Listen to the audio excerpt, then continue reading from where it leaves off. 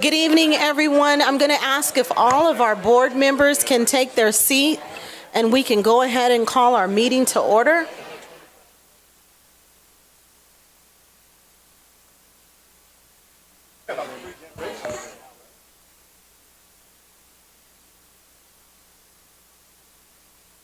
Good evening. Yes. Good evening, everyone, and thank you so much for being here. We're going to call our meeting to order. And I will ask if Mr. Tillman can lead us in the pledge. Please rise.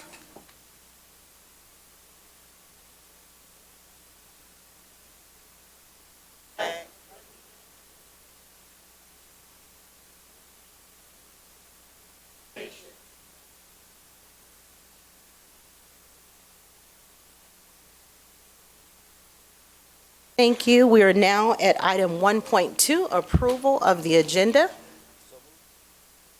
It's been moved and properly seconded. We will call for the vote, but I want to let the board members also know that the pad that's in front of you is going to pop up for us to vote, so we're going to try to work from that tonight.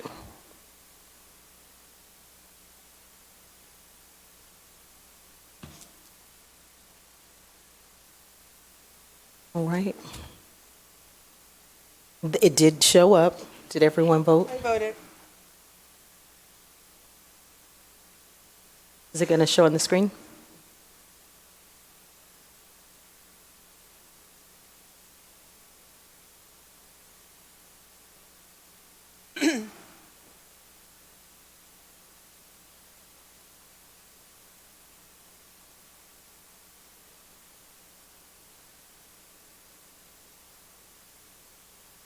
Almost there.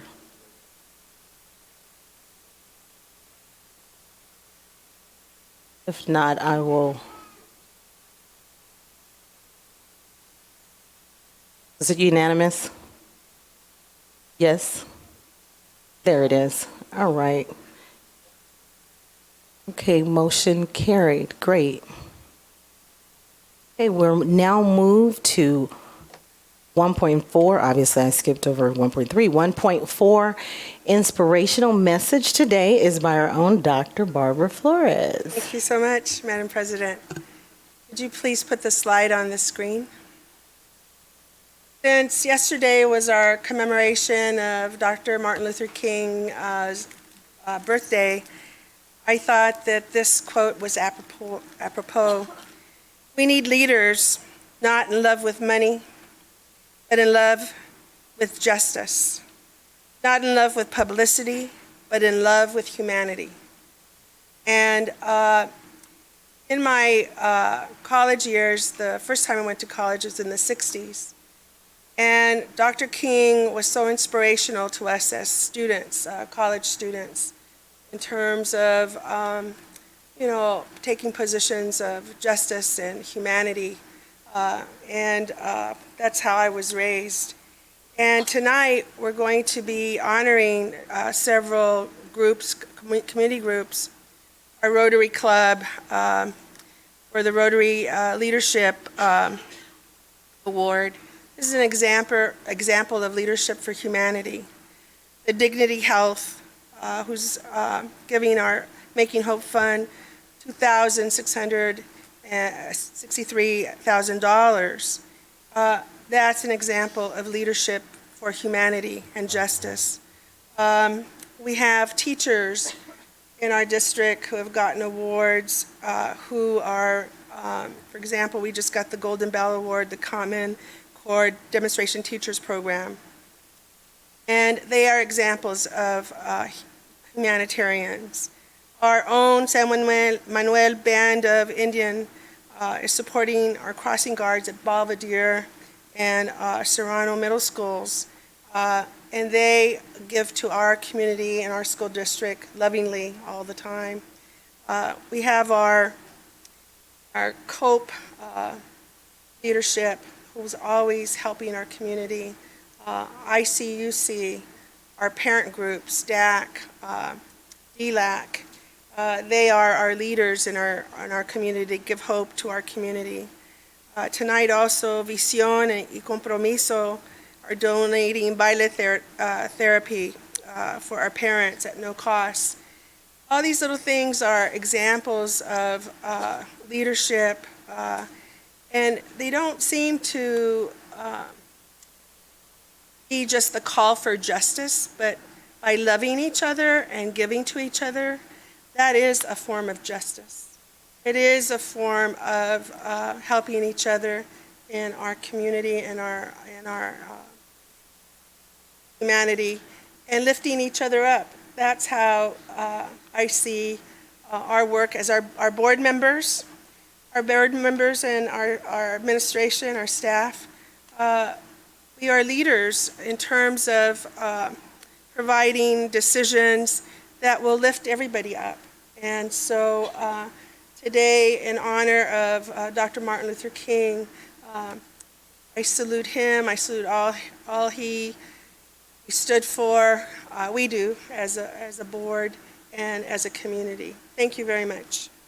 Thank you, Dr. Flores, for that wonderful inspiration. Thank you. Item 2.1, Rotary Youth Leadership Awards is our first presentation. Oh, Maria Garcia, thank you. Welcome.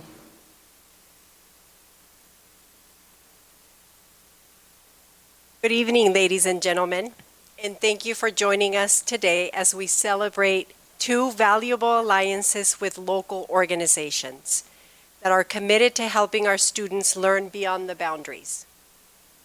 Later in the program, we will recognize a group of dedicated educators who are making hope happen for our students through their exemplary teaching. We will start by honoring the leaders of the 4 local Rotary clubs. They deserve our praise because they went above and beyond to invite close to 100 of our students to participate in the Rotary Youth Leadership Awards. Mr. Ben Rengifo, president of the San Bernardino Crossroads Rotary Club, will share a little bit about their experience, and then we will present special certificates of recognition for their exceptional service to our students. Welcome, President Rengifo. The podium is yours.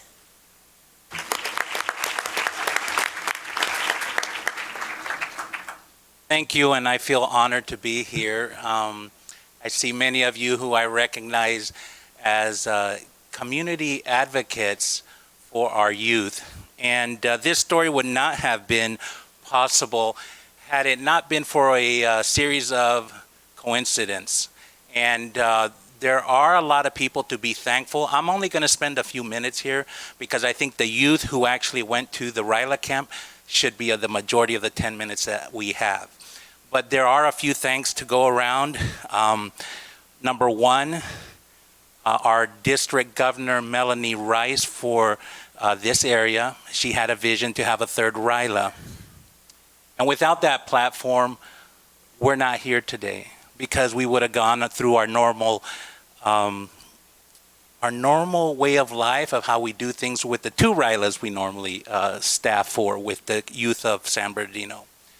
But with that, one day Jesus Medina called and he said, hey, we need some more kids.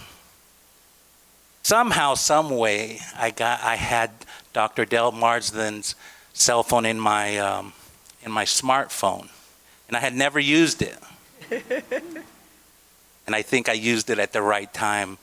But in this story, there has to be a recipient that has an even grander vision. And I want to thank Dr. Del Marsden for believing in our youth. And I know you believe in them. But this was extra special because, there is a talk about social and emotional. And what is that? Well, that's leadership skills. That's the soft skills. That's the empathy and compassion that the workforce of tomorrow needs today. And that's what you guys believe in. In this story, this is a collaboration of 4 clubs because this happened right before Thanksgiving. And nobody was around during Thanksgiving. And then when they got back on December the 2nd, we basically had a week to get our act together. So 4 Rotary clubs. We have Harry Holmes, his club from the San Bernardino Club, the 100-year-old club. All the other ones were a little younger. San Bernardino Crossroads, San Bernardino North, which is Maria Jessie Knapp, the president, as well as Jesus Medina, president of the San Bernardino Sunset Rotary Club. In 3 days, we interviewed about 180 kids over 9 high school sites, and we made about 110 offers to go to camp. And a lot of kids went to camp. Those kids, Ginger Ontiveros, where are you? Okay. Because without Ginger, this doesn't happen either. Because Dell just said yes. and said, Ginger, go make it happen. And then so it was stuck right there between her and I and the rest of the presidents. So thank you, Ginger, because you spend a lot of time on the phone with me. Also our camp director, Mike Norkin. He basically bent all the rules. They have some pretty strict rules. But anyways, we were registering kids in the parking lot there at Arrowhead bowling lanes. So I don't want to take up more time, but I do want to, I know there's a lot of people to thank. From my club, I see here Barbara Babcock, Manzur Massey, Brish Alawar, her husband, Shab Alawar, that was there interviewing. And I'll just let each president introduce their own folks. But where is Stephanie Limon? You have some kids ready to talk? All right, bring them on up. I think that the kids...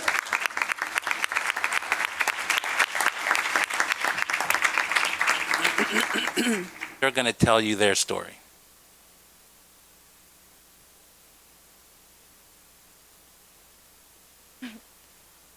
RYLA was definitely an eye-opening experience as it taught me many skills that are applicable as a leader, such as being open-minded to those around you, as I was able to meet new people and make many close friends that I am still in contact with today at RYLA. It has helped me reach a higher potential and see myself in a different light, from all those motivating speeches given to us at RYLA to the interactions and relationships I created with positive people that made me see myself differently. I'll never forget the culture walk from RYLA, which was an activity that spoke about real-world issues. It made me realize that although at times we think we are alone in our issues, we are not, and a lot of us students and people at RYLA were going through the same issues.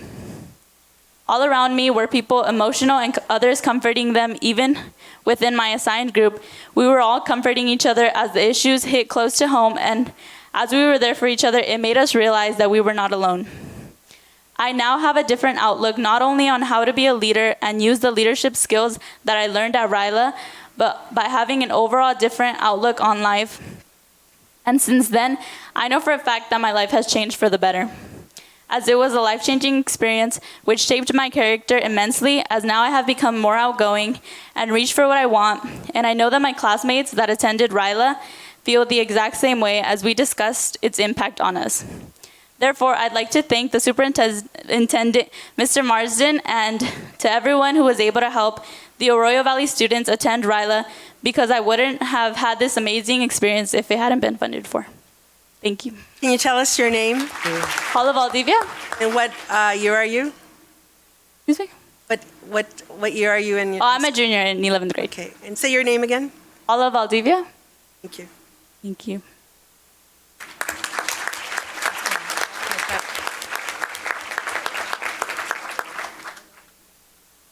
Is there another student?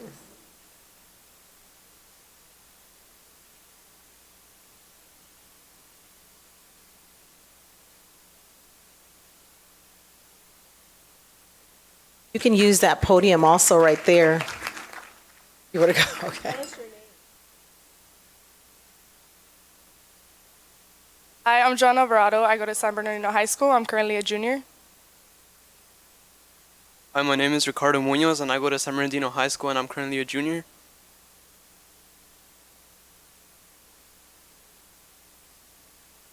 My name is Damian Ramirez, and I go to San Bernardino High School, and I'm a junior.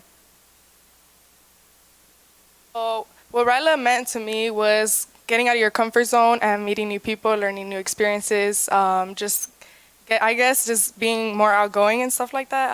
I really liked it because I got to meet new people. I did things and I met people that I never thought I would meet. And then, as Paula said, one of my favorite things was the culture walk because we did talk about personal things like, just real world issues.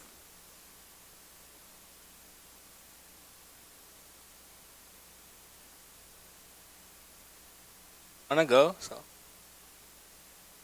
I enjoyed Ryla because you gotta connect with people, and you gotta connect with them in a way you can't really normally do it in like class. It was an overall fun experience. Alright, so I'm a little nervous. I have stage fright, so. Alright. Yeah, Ryla. Alright, so Ryla for me was a pretty fun experience because I get to meet new people and learn through them. And there was also new experiences that, well, like the culture walk, everybody has their different problems and perspectives in a way, I guess. And, well, everybody, like, felt like a connection within each other, I guess, in a way. And, yeah, overall it was a fun experience for me and I learned new things. Congratulations.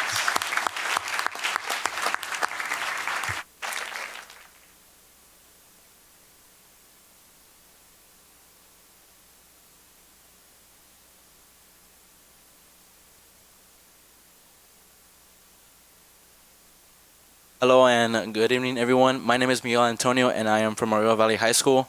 I am a senior, and I just want to say from Arroyo Valley High School, we sent about 23 students, and then we just want to say thank you so much for giving this opportunity we like taking any chances that we can get, and then from this chance that we were able to get, we learned a lot, and then we got just to see see something different that we never seen before. So this was like a great opportunity for everyone to see, and like just seeing this for you guys giving us the opportunity just to express ourselves and see like what's more out there in the world, because having Arroyo Valley, we're not really we don't get ready to go out there as much, but for you guys giving us the opportunity to go out and explore, it really opened our minds more, and we just want to say thank you so much, and we're ready for the next camp. Thank you.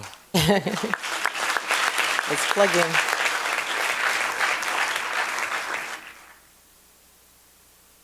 Thank you, students, for sharing your powerful stories. Now it is time to recognize the Rotary officials who made your camp happen. Please come forward when I call your name. Bess Rengifo, President, San Bernardino Crossroads Rotary Club.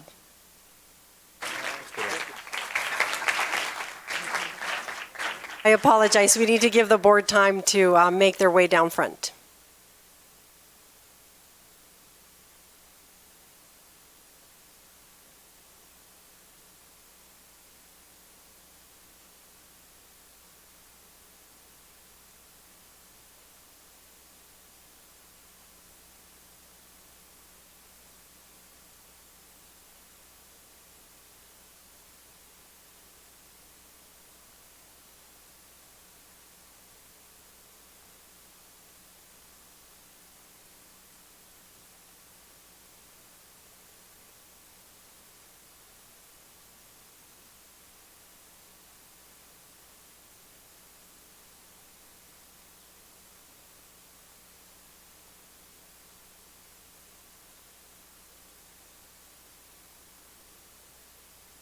Next up is Harry Holmes, President, San Bernardino Rotary Club.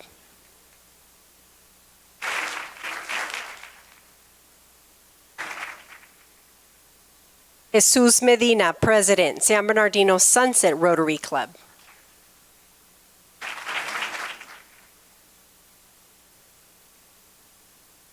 Do we have anyone representing San Bernardino North Rotary Club?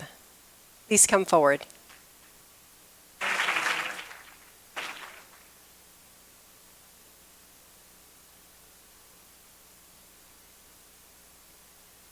Dr. Mansour Massi, representing Rotary District 5330.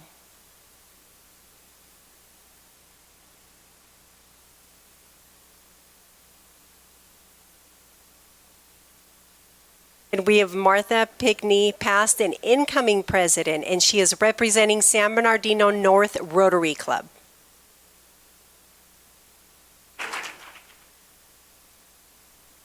And Mike Norkin, Ryla Camp Director. Okay, Mike couldn't be with us. Ladies and gentlemen, let's give them another round of applause for helping our students reach their potential.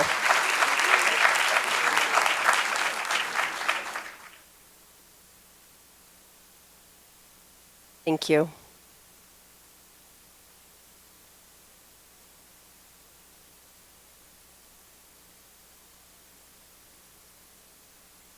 I want to thank the high school principals for making this happen too. But I want to have, there was 9 high schools, and Arroyo Valley High School sent 23 kids, the most. And San Bernardino High School was right behind them. So I want to recognize those two, Antoinette and Stephanie from Arroyo. I know she's not the principal, but she's a rock star.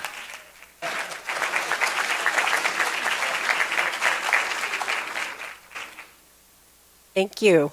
Now it is time to show our appreciation to another community partner that is helping our students address mental health issues so they can thrive in school and in life.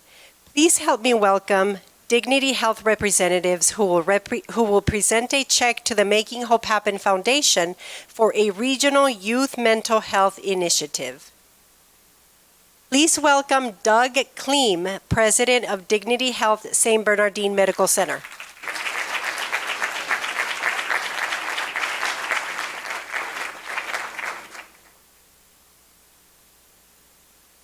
Good evening, everyone. It's my pleasure to be here tonight, and I do want to make note that some of our youth use their phones for their meeting notes, and some of us use paper based on when we grew up. So.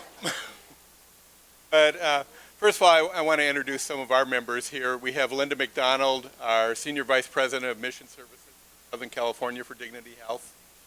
We have Kathleen McDonald, our Director of Mission Services at St. Bernardine. Elsie Becerra, our Manager of Health for St. Bernardine. So Dignity Health is at Community Hospital San Bernardino and St. Bernardine.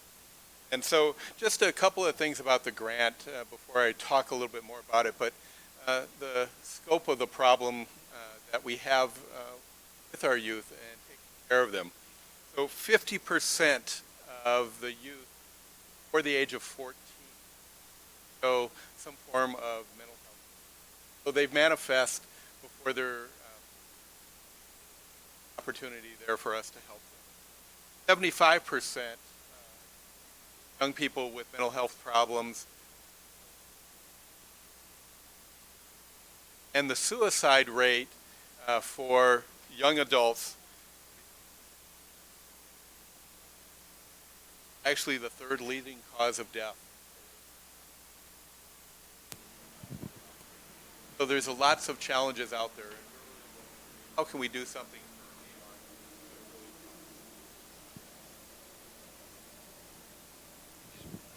Is that better? Okay. I won't start over. But what we're overall, when you look at youth that may have been have some trauma in their life, homelessness, family-related issues, foster care placement, may have been involved in the justice system, the likelihood of them having challenges with their mental health increase significantly. So overall, our goal is how do we prevent that from happening? And so Dignity Health, in partnering with the UniHealth Foundation, has committed to working with the Making Hope Foundation for over the next 3 years, over $4 million in Southern California.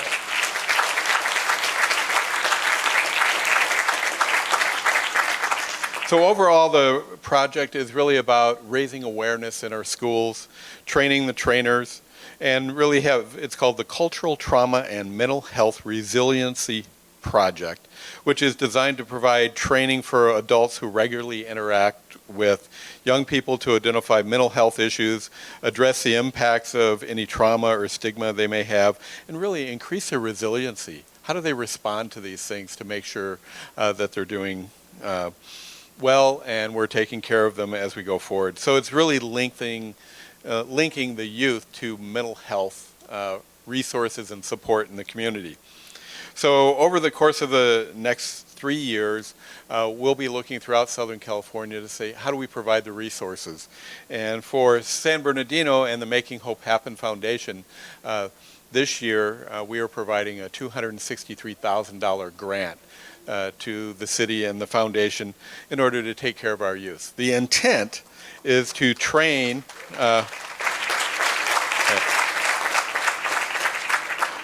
over 48 instructors and provide education and training to over 4,000 students during this period of time.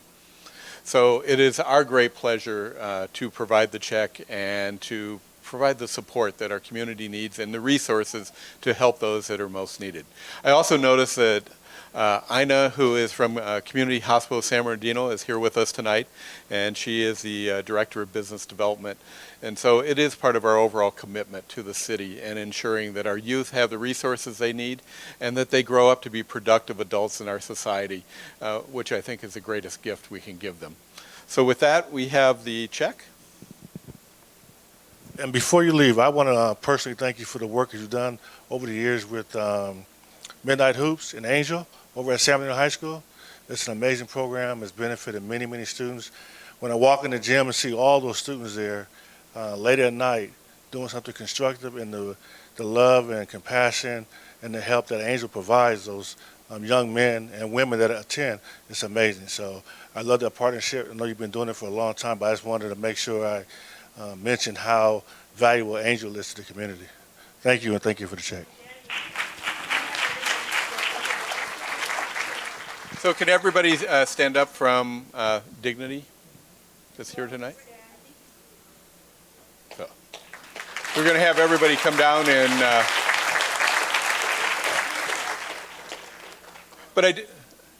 come on down. I do want to comment and thank you. I know the Family Focus Center, which is across from the high school, has been there we just celebrated actually 25 years of support for the community, and it's really our pleasure to do that. And Angel is a wonderful person who's given back for many, many years.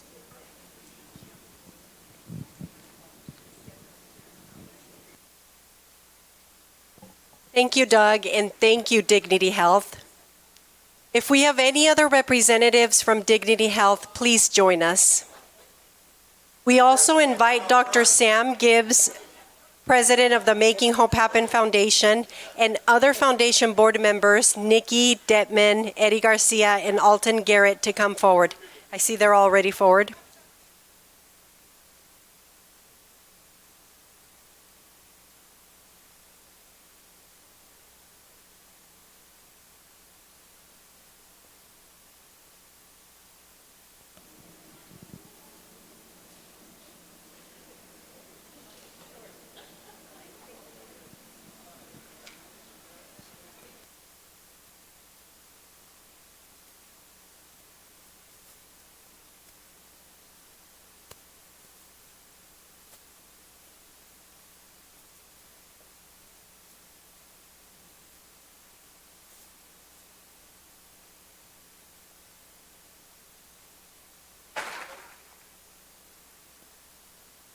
Let's give Dignity Health another round of applause for investing in our youth.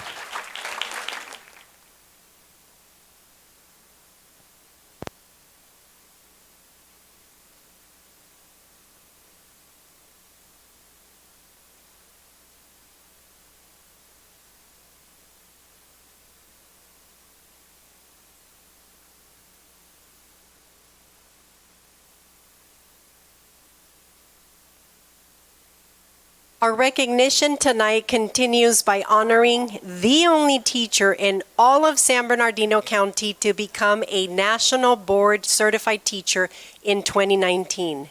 You heard it right. Just one teacher in the largest county in the U.S. earned this prestigious credential last year. Before I invite Davidson Elementary School teacher Faith Hurst Belinsky to join us, let me tell you why all of San Bernardino City Unified is so proud of her accomplishment. Earning National Board certification is a rigorous process that can take up to 3 years. It involves intense work and extensive classroom analysis. Self-reflection is an important component that helps teachers hone their teaching strategies. While it certainly is an arduous endeavor for teachers, research shows that students who are taught by National Board certified teachers perform significantly better academically. Faith, please come forward to receive a certificate of recognition from our Board of Education and Superintendent Dr. Dale Marsden.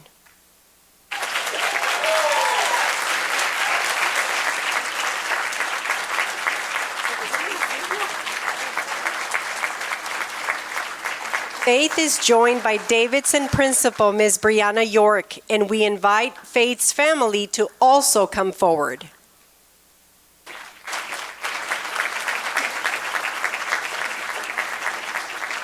San Bernardino Teachers Association President Ashley Vidas Alcala is here, and she's going to join us to congratulate Faith. Thank you, Maria.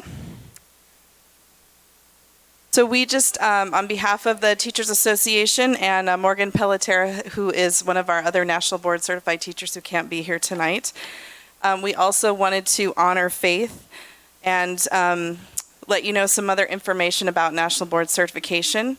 It was designed to develop, retain, and recognize accomplished teachers and to generate ongoing improvement in schools nationwide. And it is the most respected professional certification that is available to K-12 education.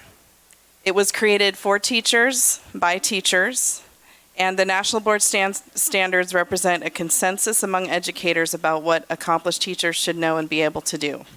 There are 25 certificate areas that span 16 disciplines from pre-K through 12th grade. So there are 4 of us that are currently certified. Faith is now included in that, myself, Morgan, and Jason Scott from Fairfax. We also have 14 previously certified educators in our district. Some are now administrators. So we want to thank the board for their commitment to excellent classroom teaching, and we also have a California pin and a t-shirt to present to Faith tonight.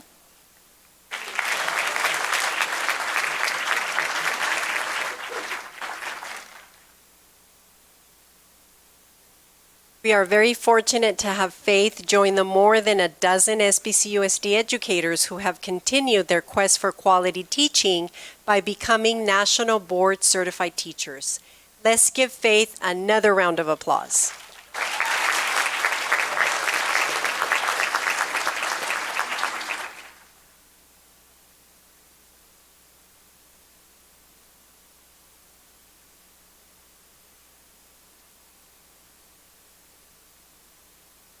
At this time, we will recognize more model teachers whose classrooms serve as a training ground for thousands of other district teachers. As you may know, in December, the California School Boards Association awarded a prestigious Golden Bell Award to our very own demonstration teacher program. This award recognizes exemplary programs that contribute to student success and are worthy of being replicated across the state. Now we want to honor the teachers who helped make this program a success. When I call your name, please come forward. We invite your administrators to also join us. We're starting with our elementary school demonstration teachers. Denise Balderrama, Anton. Debbie Nation, Bradley. Carol Soul, Belvedere. Amber Carney, Brown. Rosa Hernandez, Cole. Rachel Castle, Emerton and Community Day School. Amy Klein, Emerton. Christy Leader, Fairfax. Caroline Amberson, Henry. Heidi Widener, Holcomb. Jessica Alonso, Lincoln. Hortensia Reynoso, Lincoln. Marilyn Murad, Monterey. Wes Swager, North Park. Renita Marshall Martin, Parkside. Kim Thomas, Rio Vista. Maribel Alba, Warm Springs. And Al Mesones, Wilson.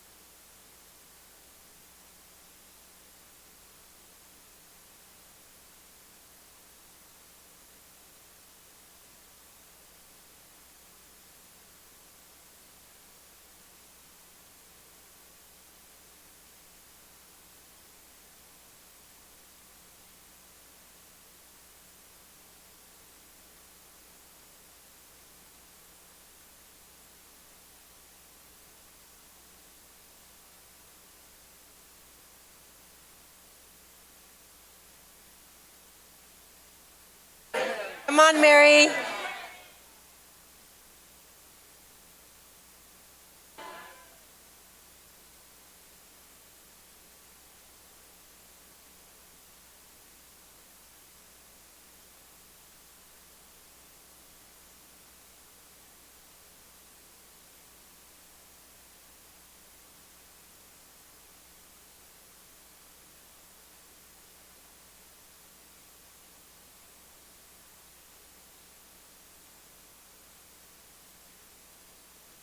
Congratulations to our elementary school demonstration teachers.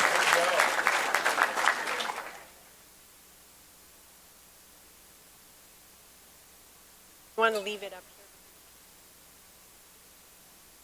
here? Okay, ladies and gentlemen, now for our middle school demonstration teachers.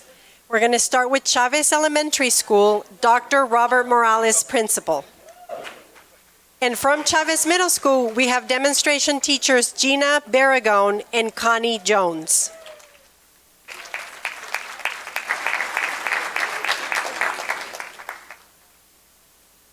From Curtis Middle School, Dr. Latanya Greer, principal, Vanny Matsalia, Ashley Ortiz, Treg Painter, and Chris Petricioni.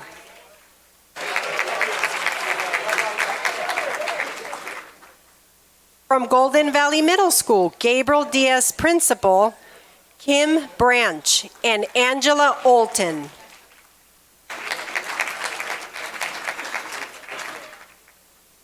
From King Middle School, Maria Jauregui, principal, Chidima Kalu.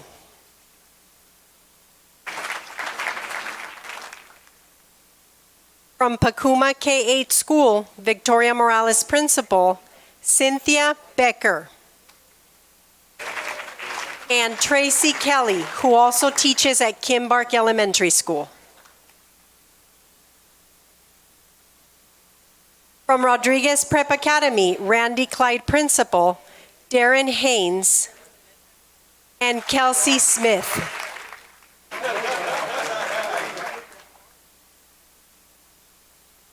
From Serrano Middle School, Michelle Cleveland Principal, Robin Irajeta, and Ryan Webb.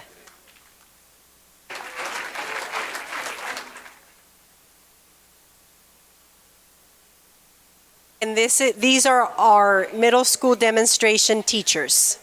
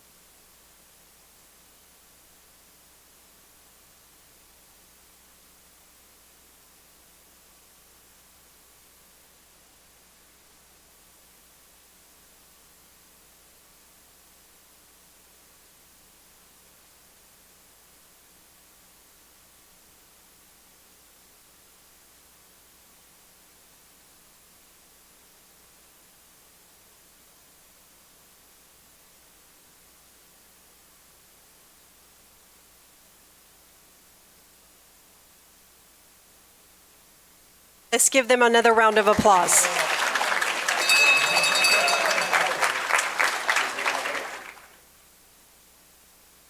And now we have our high school demonstration teachers. We're starting with the Arroyo Valley High School, Bernardo Valenzuela Principal.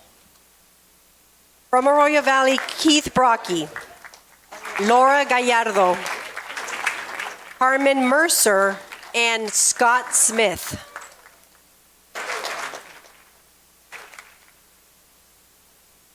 From Cajon High School, Tina Bishop Principal, Steve Imbriani. Roger Light, Tom Pham, and Austin Piazza. From Indian Springs High School, Kristen Baikondova Principal, we have Ron Del Monte. Misha Takia, Yasmin West, and Brian Williamsey.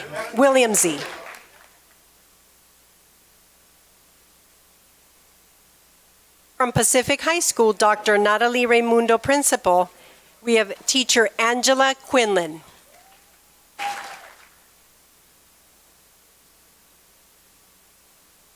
From San Andreas High School, Ed Hensley Principal, we have Barbara Pastuchek.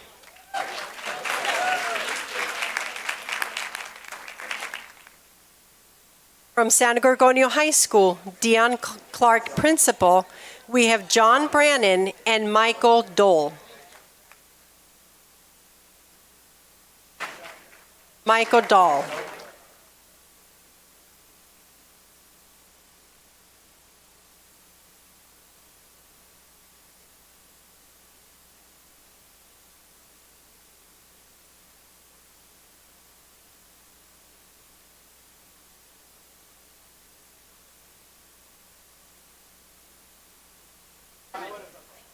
Yes.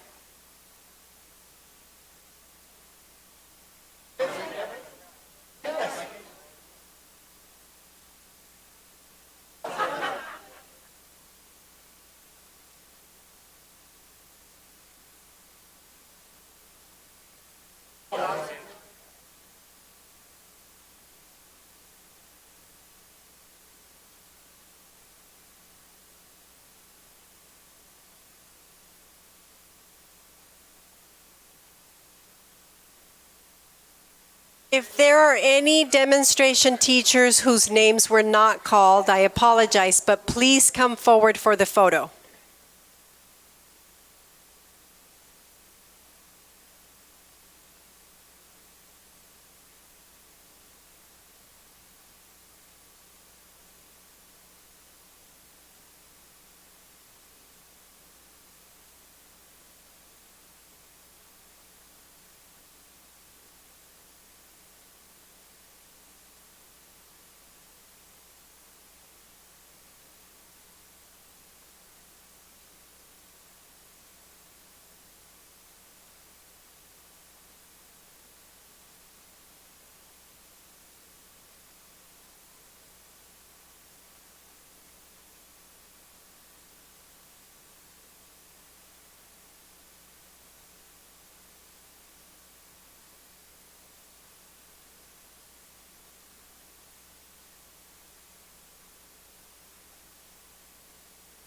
Ladies and gentlemen, please put your hands together one more time for these model teachers.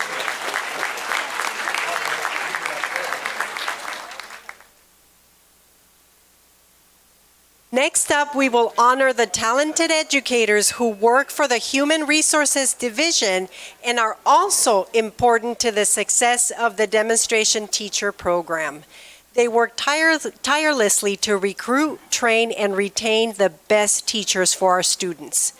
We will begin with Employee Development Director Mary Pierce. She is followed by Assistant Director of Employee Development, Shauna Smith.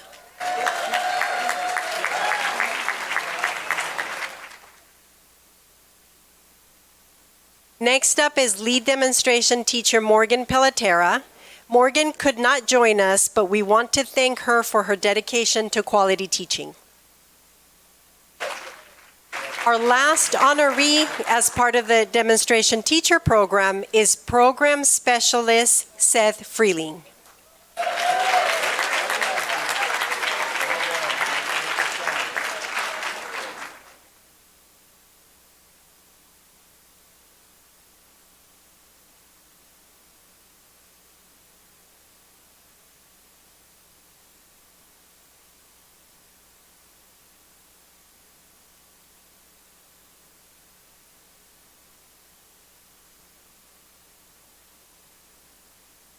Ladies and gentlemen, as they prepare for their photo, let's show our appreciation for these devoted educators.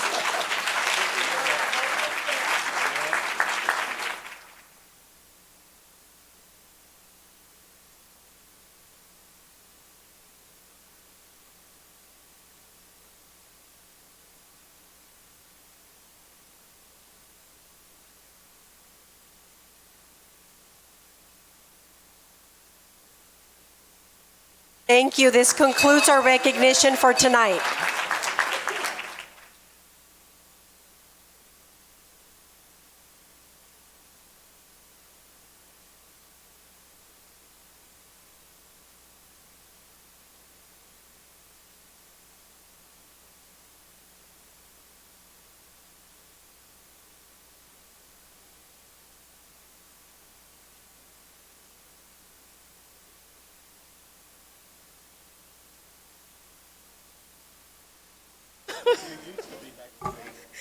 Who's that? Oh, you too?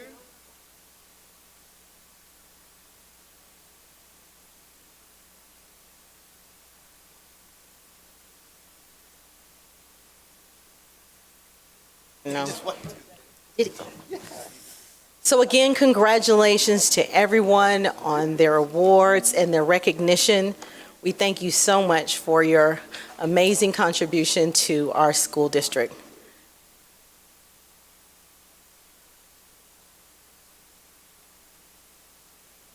We're now at item 2.5, resolution in recognition of African American History Month. And we will start to my right, and then we'll work our way down. Item 2.6 will be read by Mike Gallo, and 2.7 by Dr. Wyatt, if you will. We'll be prepared.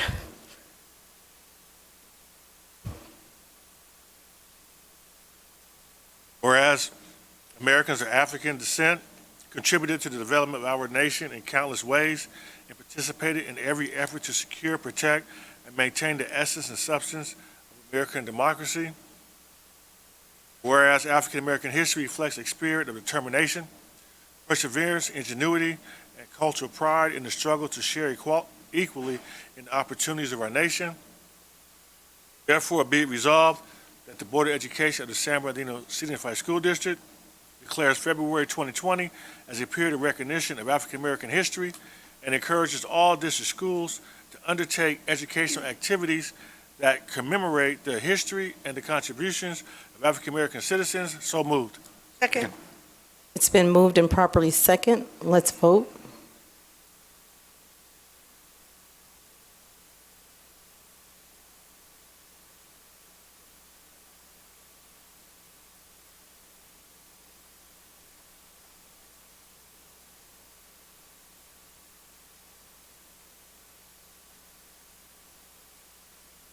Motion carried. Thank you.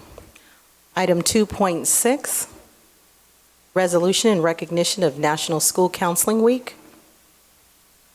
Whereas the theme of National School Counseling Week 2020 is school counselors providing lessons for life. And whereas school counselors are passionate about their commitment to helping students and are an integral part of the educational process that enables all students to succeed in school.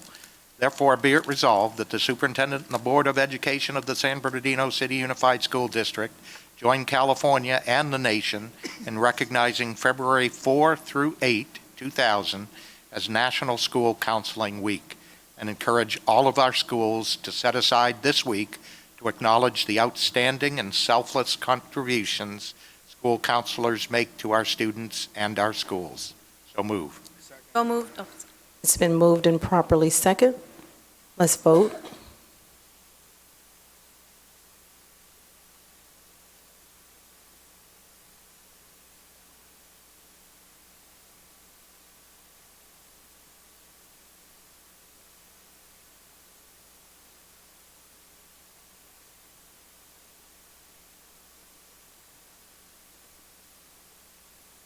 Motion carried. Thank you.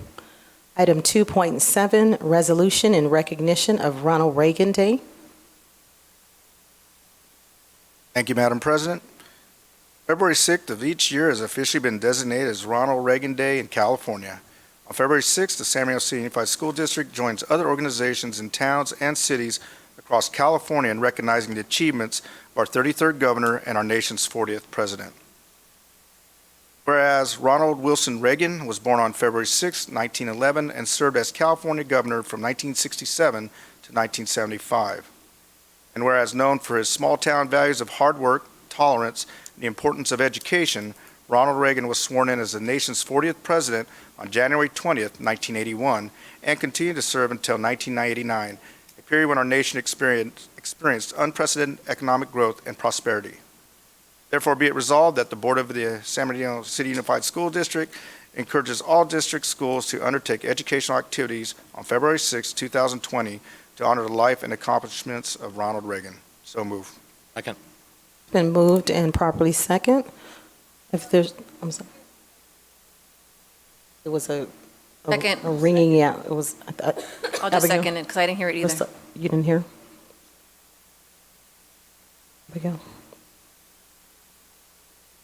You get it? Okay.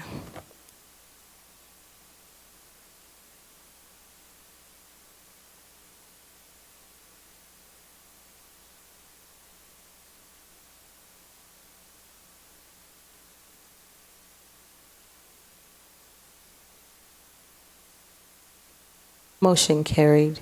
Thank you. We are now at item 3.1. Are there any public comments for closed session? No? All right, item 3.2 will now adjourn for closed session. Thank you so much for your patience. We're going to resume in a moment. Get former board members back. It's just you and me. You have Abigail, and then here comes Mr. Tillman. All right, we're now resuming from closed session. Item 4.1, elementary school principal appointment. I know that one might have been here with us, so hopefully you're here because we want to acknowledge you. All right, board members, here we go. Be it resolved that the Board of Education approve the appointment of the following employees. Colleen Williams, Director, Student Wellness and Support Services, effective date, work, year, and salary to be determined. Alefsam Bahavana Lily, Elementary School Principal, Bonnie Ohl, effective date, work, year, and salary to be determined. Can we take those together, or did I need to ask you guys? You want to do one? Can we do them together? That's what I thought. Okay, yes, together. Moved. It's been moved in second, so we are going to vote. You can't? Okay, no worries. Okay. All right, so I'm gonna read it again so we can do them one at a time so she can get us set up with the electronics. So that's William Colleen, Director of Student Wellness and Support Services, effective date, work year, and salary to be determined.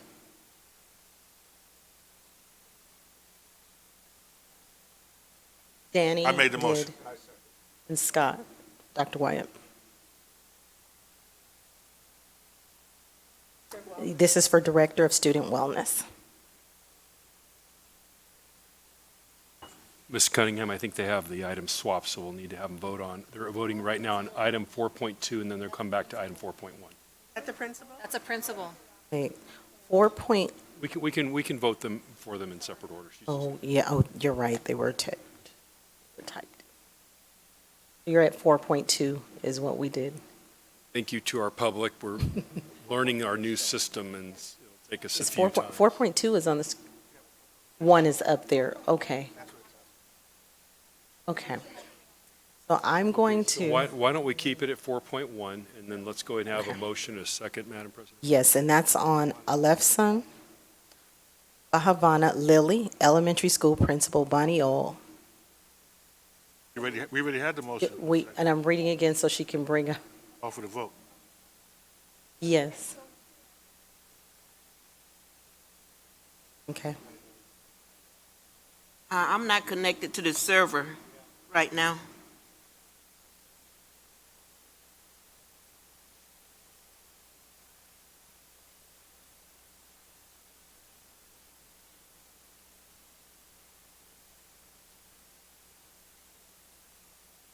Okay, motion carried. So are you here with us? Hello, stand up so we can congratulate you and your family. Thank you so much. Congratulations to you. Welcome, congratulations. Pleasure to see your family as well tonight. Thank you for coming out. Thank you for your patience. Okay, so we will go now to 4.2 again. And that was, do you have did you have the motion? Oh, okay, so I'm going to read this again so we can get it right. Williams Collins, Director of Student Wellness and Support Services, effective date, work year, and salary to be determined. So moved. Second. It's been moved and properly second.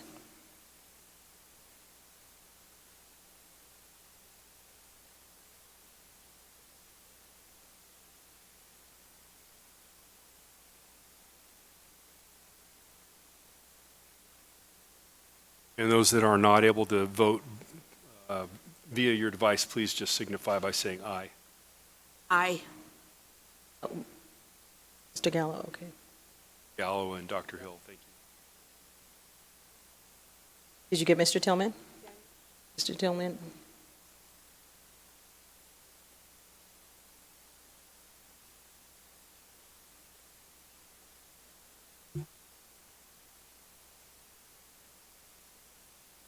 And motion carried. Thank you so much. And thank you again for bearing with us. We're going to get this, but just a little quirks in there. All right. Is Colleen here with us? Thank you. All right. Congratulations to you. Congratulations. Okay. Okay, we are now moving to 5.1. Our student board members are here with us, and we want to hear your report. Hi. Hi, I'm Kayla Duhart. I will be speaking on behalf of Indian Springs. We are making a movement to strengthen the self-confidence many of our students suffer with. The first activity we have already begun is open mic at our lunches, where students are encouraged to be open with their talents. Within ASB, posters and flyers have been made to give these students a burst of confidence to feel good about themselves. And now we are on to the classic compliment cards, in which we have made over 100 compliment cards to pass out to different students. And the hope is that they pass it on and brighten someone else's day. Thank you. So, me and my fellow board members have been discussing this since the San Diego trip. We wanted to request that if it's possible for the remainder of our meetings, that we may that we may be granted the ability to vote on certain discussions that we're able to vote on. Because I know that when we were on the trip, we actually met a lot of student board members that had that ability.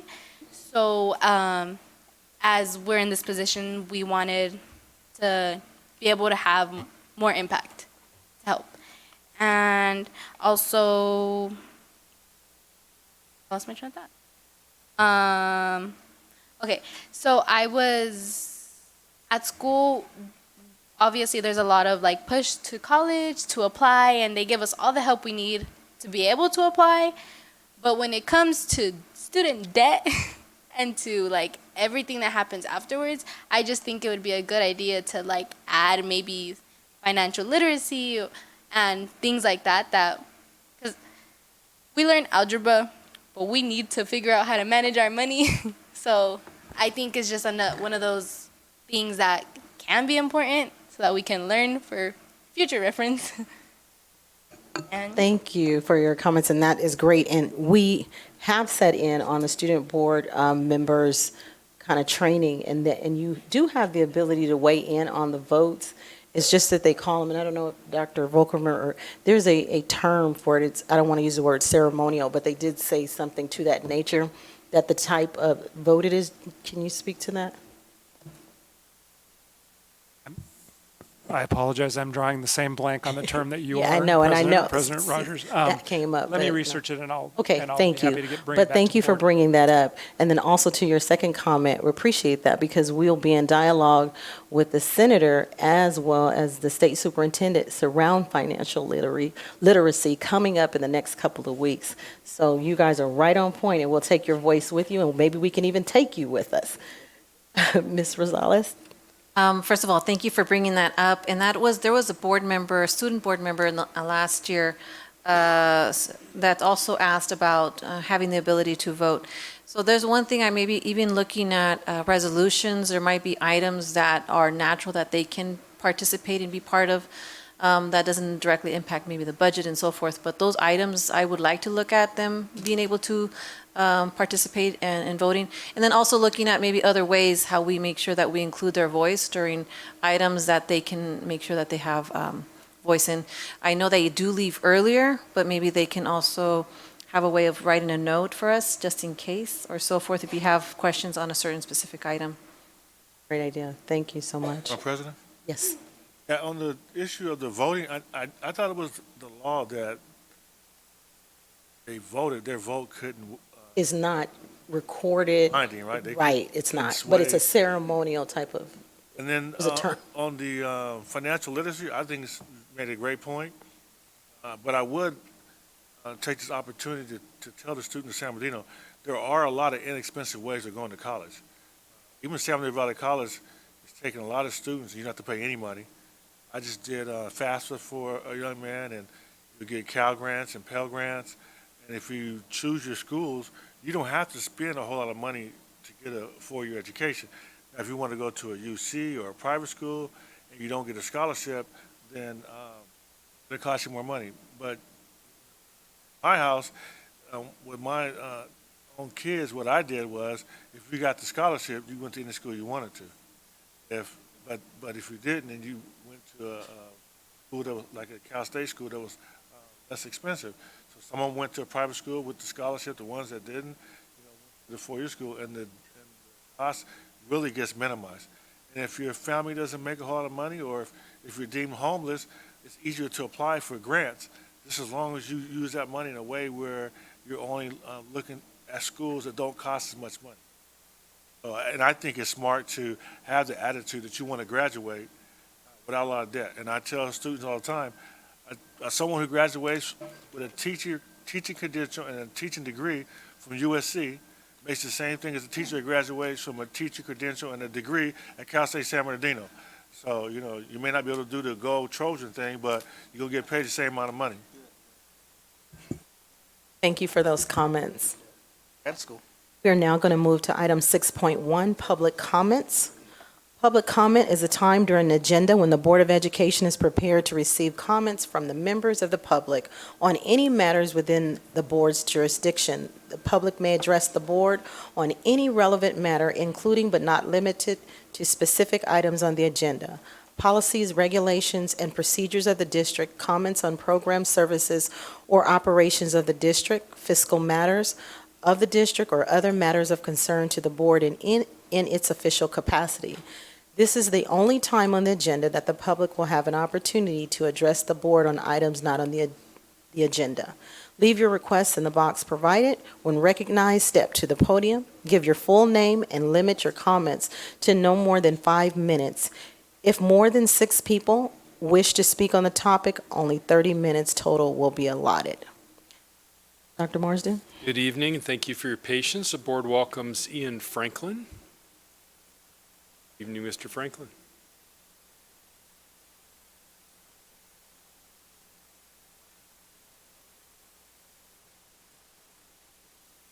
Good evening. For those of you that don't know who I am, I'm the CEO and founder of Project Fighting Chance. I'm here merely today, and it's long overdue, to thank the board for allowing us the privilege of extending services to the youth on the west side of San Bernardino. Just like to take you through an experience of a kid that comes through our gym. It's a gym and an enrichment program.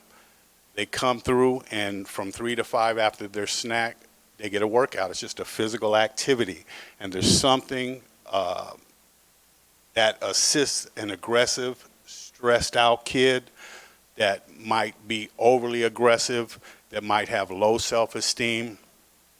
The boxing workout is very therapeutic. And it's very strategic that we start our program with that, because after the beginning boxing program at 5 o'clock, they go over to the enrichment room and they get tutoring. We have volunteers from Valley College who give them academic help if they need it. And then they tap into their creative juices. Depending on what day it is, there's an electric guitar day, there's 2 days of chess club, and there's an art day. So we understand that we have a pretty good boxing team, but I want to emphasize, and I haven't done it enough, that 5 kids travel this country and do very well. But we have 300 signed up participants that take part in tutoring, electric guitar lessons, they come to eat, they take part in art, and they just enjoy the camaraderie of a 4-hour program every day. So I just want to, it's long overdue, just extend an attitude of gratitude toward the board. So I appreciate your assistance. We have been a CAPS provider for 3 years now, and we are thankful to have a partnership with the school district. Thank you. Thank you, Mr. Franklin. Thank you for what you do for our children. President? Yes, Mr. Tillman.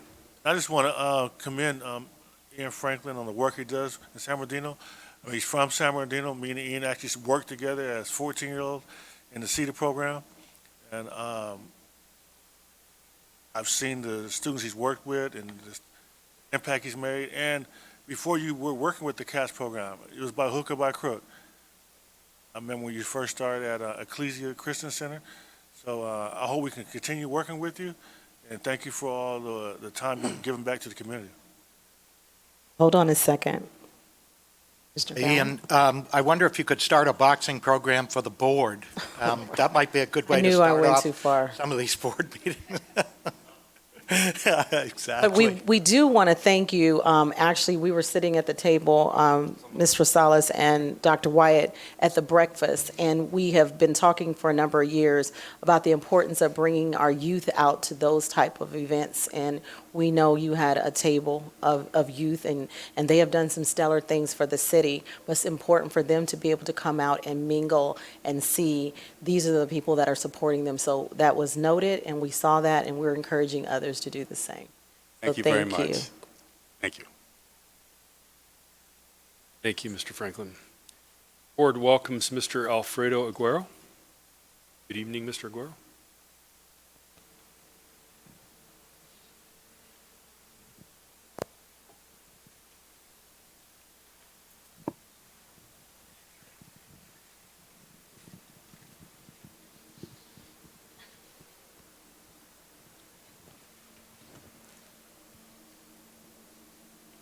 Buenas tardes a todos. Good evening, all of you. Primeramente, mi nombre es Alfredo Agüero y soy organizador comunitario en la área de educación especial. My name is Alfredo Agüero, and I'm a community organizer in special ed. Quisiera venir hoy con un gracias. Estoy agradecido con lo que estamos haciendo. Estamos haciendo mucho por nuestros estudiantes de educación especial. I would like to be here saying thank you. We're doing a lot for our special ed kids, and everything that we're doing is good. Desgraciadamente sigo con lo mismo. But sadly, I'm here with the same thing. Desde noviembre del 2018 he estado pidiendo una cita para poder hablar con alguno de los miembros del board. Since November 18, 2018, I've been asking for a meeting so I can talk to any of you guys of the board. Se lo pedí a la señora Abigail, I had asked Miss Abigail. se lo pedí al señor Marsden I had asked Mr. Marcy. y hasta la fecha no he tenido ninguna cita. And until now, I have not had a meeting. Viene gente aquí hablando de cosas bonitas que están haciendo sin siquiera darnos las gracias al grupo que ha trabajado tanto por lo que está pasando en educación especial. A lot of people come saying all these nice things that they're doing without appreciating what we have done for special ed. Hablan de grupos de apoyo, They talk about support groups. hablan de eventos en el CAC, They talk about different events on CAC. 60 members. Woohoo! Those people are for different people. Padres Empoderando Padres en San Bernardino son un grupo de padres que están haciendo todo eso posible. Parents empowering parents is what's making that possible. Y yo todo lo que estoy recibiendo son cartas de los abogados del distrito con acusaciones falsas. All I'm getting are letters from lawyers with false accusations. Hice una forma formal de quejas, se las mandé al board, a todos los miembros y se la mandé al señor Marty. I made a formal letter about saying complaints, and I had sent them. Lo quise someter desde enero 8 y no me lo aceptaron hasta enero 17. Tengo el sello aquí. I tried to submit this since January. ¿Qué fue la fecha que dijo? A enero 8. I started doing it since January 8th, but they didn't accept it till January 17th. Al día siguiente, después de enero 8 que lo quise someter, el día 9 recibí una carta de los abogados del distrito. After I tried to submit this on the 7th. The next day, I received a letter from the lawyers from the district. Acusaciones solo por estar diciendo que les están violando la Brown Act. Violations saying that I'm saying things like just because I'm telling you that you guys are violating the Brown Act. Violaciones a los estatutos del CAC. Violations on the bylaws of CAC. Y violaciones contra las personas de los derechos civiles contra personas deshabilitadas. And violating civil rights with disabled people. Por estar tratando de abogar por sus propios hijos, que es ridículo. Trying to advocate for their own children, and that is ridiculous. Intimidación y represalias es todo lo que estamos recibiendo. Intimidating is all that we are receiving. Al grado que a los eventos donde me presento, me están mandando a los oficiales de policía. To the point where wherever I go, there are police officers there. Y el temor no es para mí, créanmelo. El temor se lo están haciendo a los padres. And you're not scaring me, let me tell you. You're only scaring the parents. Estamos tratando de que los padres se acerquen aquí al distrito a dar las gracias, a pedir ayuda para sus hijos y las intimidaciones, todo lo que están recibiendo. We are trying to get parents to come to the district, to get involved in the district, to ask for the help they need for their child. And all they're getting is just being intimidated. Sé que el tono de mi voz no es suavecita como para que se oiga de una manera sutil. I know that sometimes my voice is not gentle, that it doesn't sound nice. Y puede ser parte del problema mío. And maybe that's my problem. Pero no es eso. Es lo que digo en realidad, lo que les molesta. But it's not that. It's what I'm telling you, what really bothers you. Porque si yo estuviera diciendo mentiras, yo me hubieran acusado de algo. Because if I would be lying, then you would have already accused me of something. Si yo estuviera haciendo algo, estuviera haciendo un crimen, ya me hubieran acusado de algo. If I wouldn't done a crime, you had already accused me of something. venir a abogar por los estudiantes de educación especial. No me voy a cansar de hacerlo. Mientras tenga vida, aquí voy a estar. No me van a detener. Coming to advocate and talk for the special ed students is something that I'm going to do for the rest of my life. You're not going to stop me. Y menos con mentiras e intimidaciones, por favor, paren eso. Están afectando a los estudiantes, no a mí. And especially with things that are not true. Please stop that. You are affecting the students, not me. Quiero pedir otra vez, por última vez, I want to ask for the last time. denos una cita. Give us an appointment. Tenemos que aclarar esto. We need to clear this out. Creo que nadie está a gusto con esto, ni yo ni ustedes recibiendo que yo estén viniendo aquí diciendo lo que no están haciendo. I know that we're not happy with any of this. I know you guys don't want me to be here and saying what I feel or what I think. En la última cita me prometieron una reunión, no me lo han dado. And the last time you guys promised a meeting and you guys have not given it to me. ¿Puedo recibir una cita, señora Rogers? Can I get a meeting? Are you done with your comments? Ya terminó. ¿No me va a contestar? You're not going to answer me? Will I give you a meeting? Absolutely. This is the first time you asked me personally to have a meeting with you, and I will do that. Thank you. Espero que esta sea la última vez que esto lo podemos arreglar. Esto no tiene que seguir, por favor. Thank you. I think we can fix this. This doesn't have to go on. Pero solamente hablando lo podemos arreglar. But only if we talk, we can fix this. Peleando por cosas de que están afectando a nuestros estudiantes no es justo. Fighting for things that are affecting our students is not fair. Ni para ustedes, ni para mí, ni para los estudiantes. Neither for you guys or for me or for the students. Gracias. Thank you. Thank you. Thank you. Board welcomes Options for Youth. Good evening and welcome.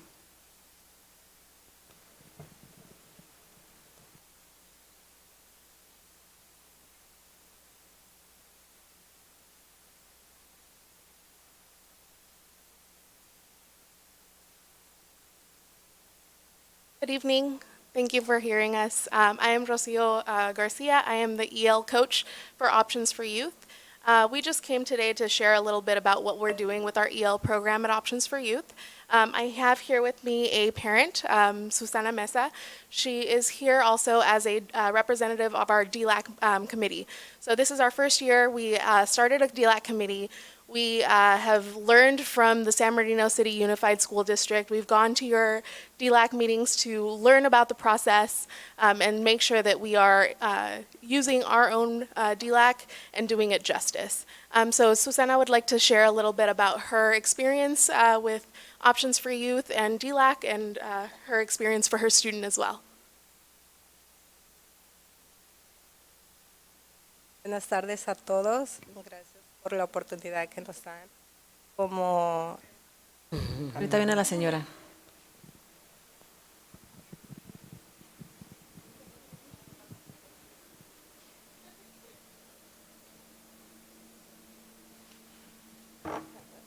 buenas tardes a todos.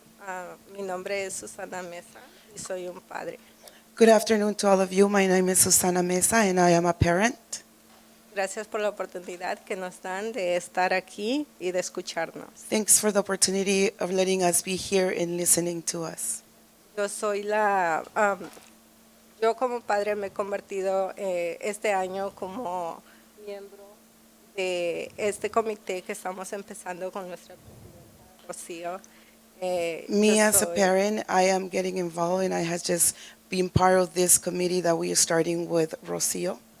Yo soy la secretaria de este comité, así que estoy teniendo esta oportunidad de ser parte de este comité I am the secretary of this committee and I have this opportunity to be part of this committee y de poder ayudar a mi estudiante que es aprendiz de inglés, and to help my student that is an English learner. pero no solamente tengo la oportunidad de ayudarle más a mi estudiante, sino también ayudarle a otros estudiantes que son aprendices de inglés, también como a otros padres. Not only do I have the opportunity to help my own student, but also other students that are also English learners and also to other parents. Y prácticamente esa es la motivación que yo tengo para estar en este comité, de ser parte de este comité, que podemos apoyarle a nuestros estudiantes y poder darle recursos para que ellos puedan lograr la meta que es reclasificarse. And that is one of the things that makes me want to do this, because that encourages me to be here to help my students so they can get reclassified. Sorry. Es todo. Muchísimas gracias por escucharnos. That's all. Thank you very much for listening to us. Thank you very much. I would also like to extend an invitation to all of you. Our next DLAC meeting will be held on Friday, March 13th. I have flyers here if anyone would like one, and we'll be covering task number 1, which is to complete our, not our school needs assessment, our LCAP review. Thank you very much. Thank you. Thank you. And board, those are all the comments from our public this evening. Okay, and before we move to 7.1, I just want to give clarification to our student board members. I received some information. So it was Bill 261, the law for school board members in California, and it's called for preferential vote, an expression of preference, and that is to cast prior to the votes of the rest of the members of the board, although a student representative's vote is not counted in the outcome, but voting members can take the student's preference into consideration, which means it is important for you to weigh in and provide us information so that will help us better make our decision. So thank you for that.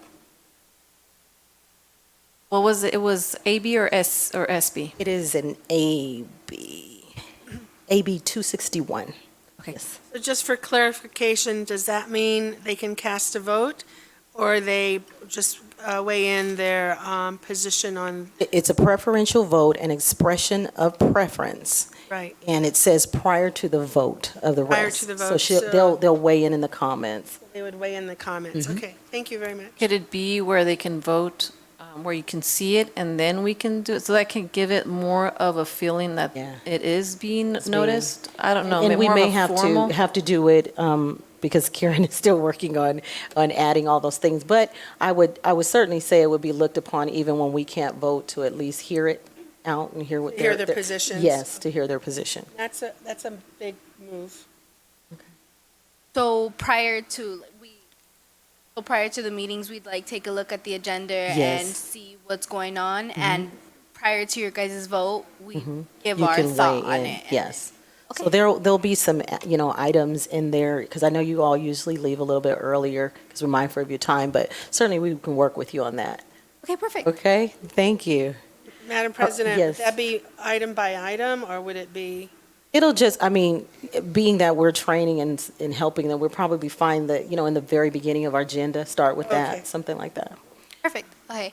And since our mothers are here, we kind of have to go. Where they're are in the the front. moms? They're in the front. Oh, okay. In the car. Okay.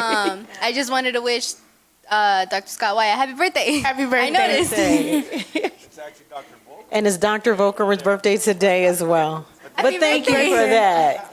Thank you. Yeah. All right. I found it important. Oh, thank you guys. We appreciate you students, stellar students. 7.1, San Bernardino Teachers Association. Is it, no, oh, they're shaking? No, okay, thank you. 7.2, California School Employees Association, No comments? right? 7.3, Communication Workers of America. No comments? 7.4, School Police Officers Association. Comments? Hey, we're now at 8.1, Administrative Report, Annual Audit Financial Report for fiscal year 2018-2019, presented from Business Services. Yes, so we're ready for Ms. Christakos to introduce our guest. Ms. Shiloh Gorospe will present the audit report for 2018-19.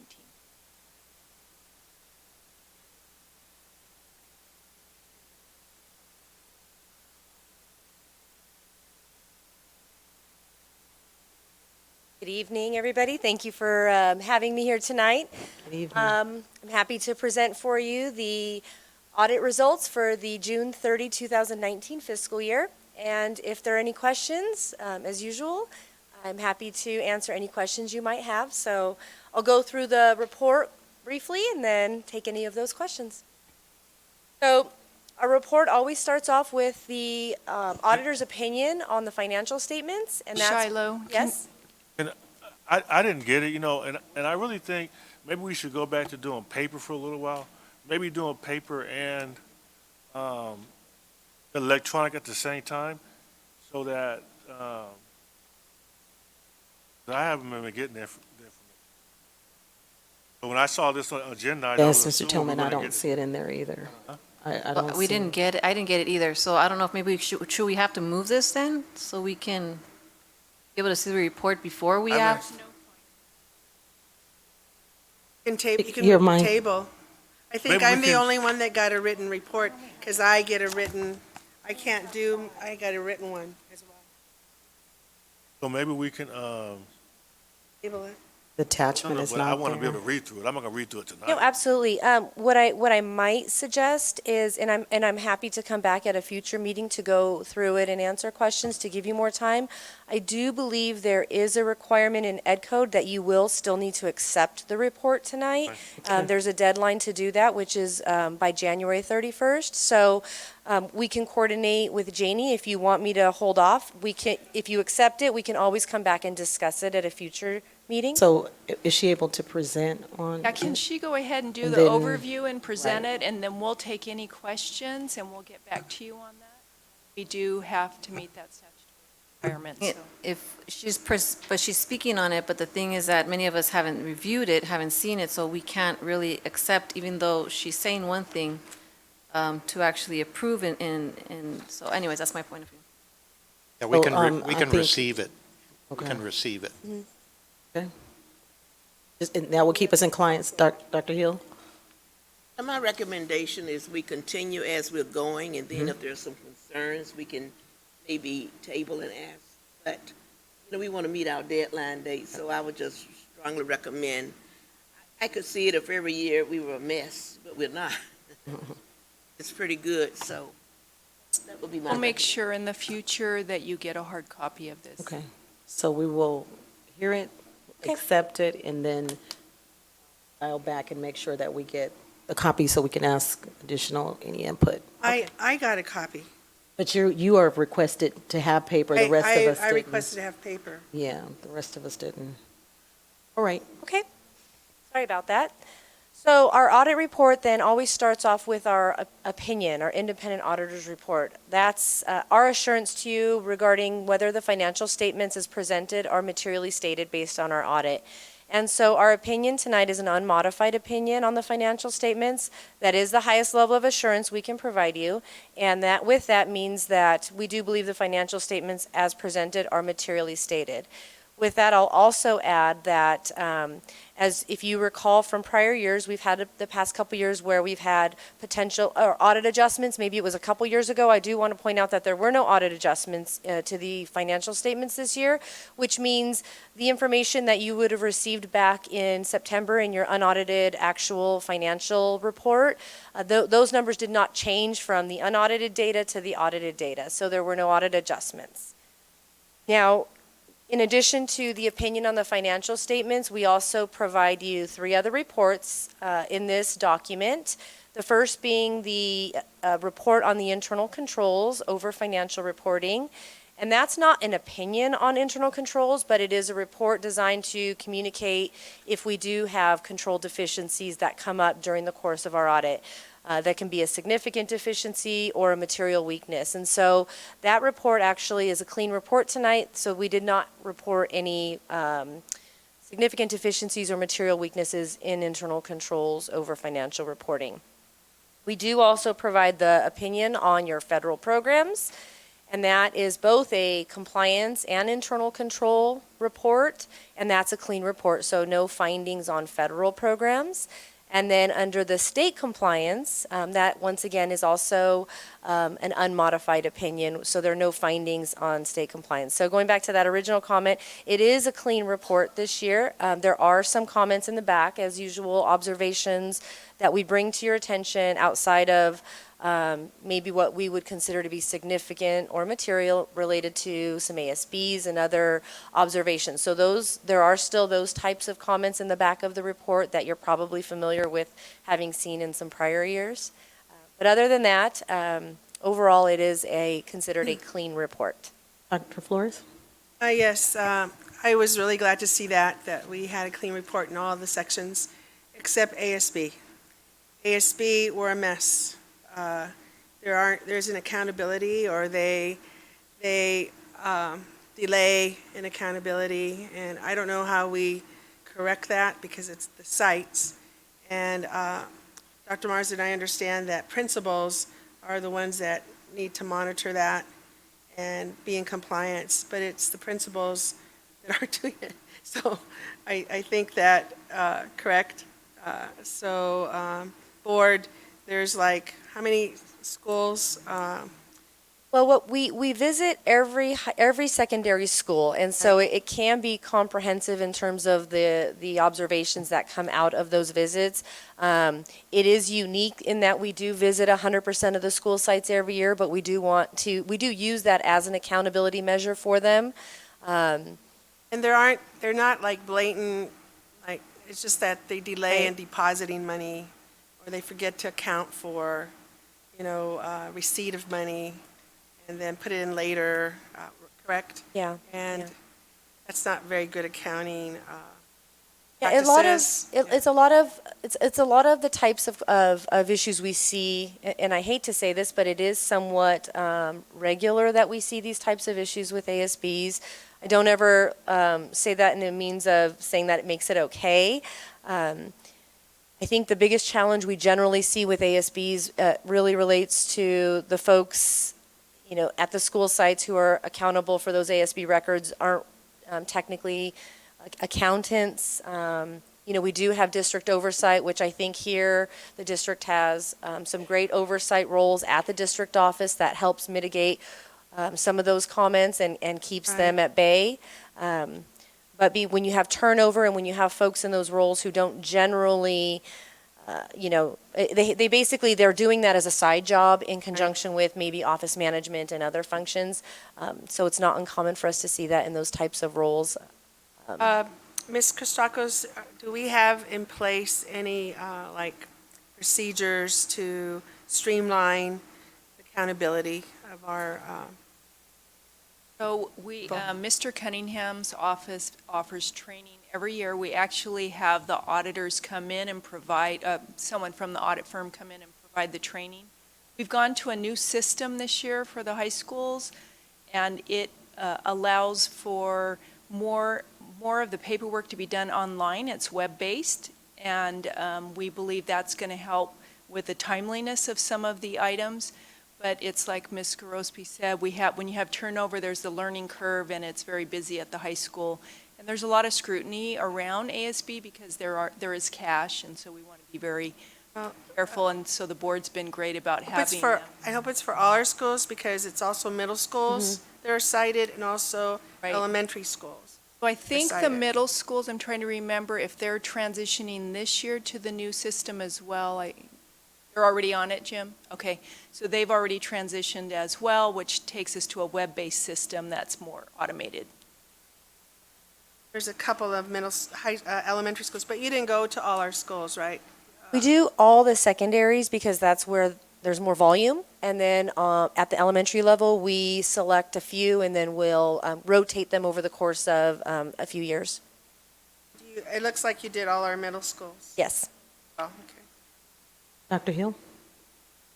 Madam President, do we have full-time ASB secretaries at the middle and high school? Yes. Full-time. That's the only duty they do.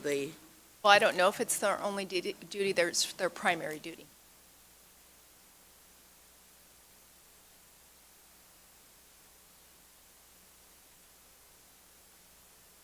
Can you repeat what he said?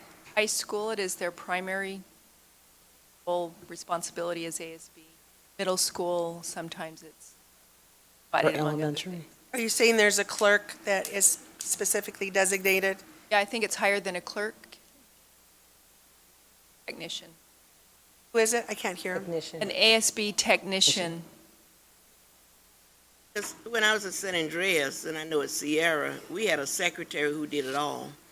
And, you know, we always got negative reports, because some days we would just collect $2, and they want us to take it to the bank. You can answer the phone while you're running to the bank to deposit $2. So we didn't do it. Okay, thank you. I didn't get a chance to see the report, but I know that in previous cases, I've always participated in the process. And I think one of my concerns is that it's only by pockets. They don't necessarily review everything that might be, and I understand you wouldn't be able to review everything, but I'm wondering how far in do you go in through with district as well? It may, you know, at the office area, do you review those documents as well? Because I know in previous time it wasn't necessarily done. And so I wanted to make sure that we're full transparent. I know that we don't want to have any errors, but at the same time, we want to make sure that we're going through the report thoroughly as well. Yeah, so as it relates to district processes and internal controls, I would say half of the time we spend on the audit is focused on how does the district conduct business from a process and internal control standpoint. And we look at all major processes. Is this answering your question? Is that specific? Well, I know there was issues the last time, and it was never caught by your company. So I was just curious if those things, how you do reports and so forth, so. So I'm not sure what you're specifically referring to, but an audit is a risk-based approach. So using, information we gather during the course of, interviewing and talking with people, reviewing documents. We also look at things like where is the volume and where are the high dollars, because our goal is to provide you an opinion about material misstatement, right? So do we touch everything? No, everything is sample-based, and we look at it from a risk standpoint, meaning, where are we most susceptible to risk of material significant errors? And so we break down transactions in that way. So there could be things going on that maybe are on a very small scale for the district as a whole, and we may not choose to look at that particular area unless there's a very specific, maybe fraud risk that's been identified in that area. Because you're absolutely right. There's no way for us to look at everything. So we have to hone in on what is higher risk and what is more prone to a misstatement. Are there any other? Okay, thank you. We appreciate it. Thank you. And if there are any questions after, I'm happy to readdress those at any time. Okay, and Janie, you will make sure that we all get an actual hard copy, and then we will entertain any other questions at a later date. Thank you so much. Okay, and Mr. Gallo said even if you can send it via electronically is fine. Okay. Thank you. Ms. Gross. Thank you. 8.2, Governor's January Update, Budget Proposal 2021. Thank you, Board. And Ms. Christakos will provide us an update on the governor's proposed budget. Board, as you're aware, the governor's January budget proposal is the first glimpse into the 2021 budget. We attended the workshop last week, and we're just going to give you some highlights this evening. As you know, we'll have more information that'll come forward at the May revise and then in June, as well as when the budget is finally adopted. So some of the overall things that were talked about is the economic outlook is still strong, although growth is slowing down. And just caution that we are in the longest period of economic recovery since the Great Depression. Some of the governor's proposals specific to education is Prop 98, which is our funding source for education, is at an all-time high of $84 billion. It's about increased investment next year of about $3.8 billion, which primarily covers the COLA. In 2011-12, during the end of the Great Recession, Prop 98 was at $42 billion, and that is primarily the California state tax structure is so volatile, and you can see quite the difference in what was funded in Prop 98. The LCFF COLA is estimated at 2.29%, down from the 3% COLA that we presented to you at first interim. That does impact our budget. It's about 3.8 million less next year, and a cumulative impact over 3 years of 14.6 million. The governor is going to continue with school facility bonds. Some funding will be provided for California educator shortage. And then just the budget does create challenges as we face increased demands on our resources.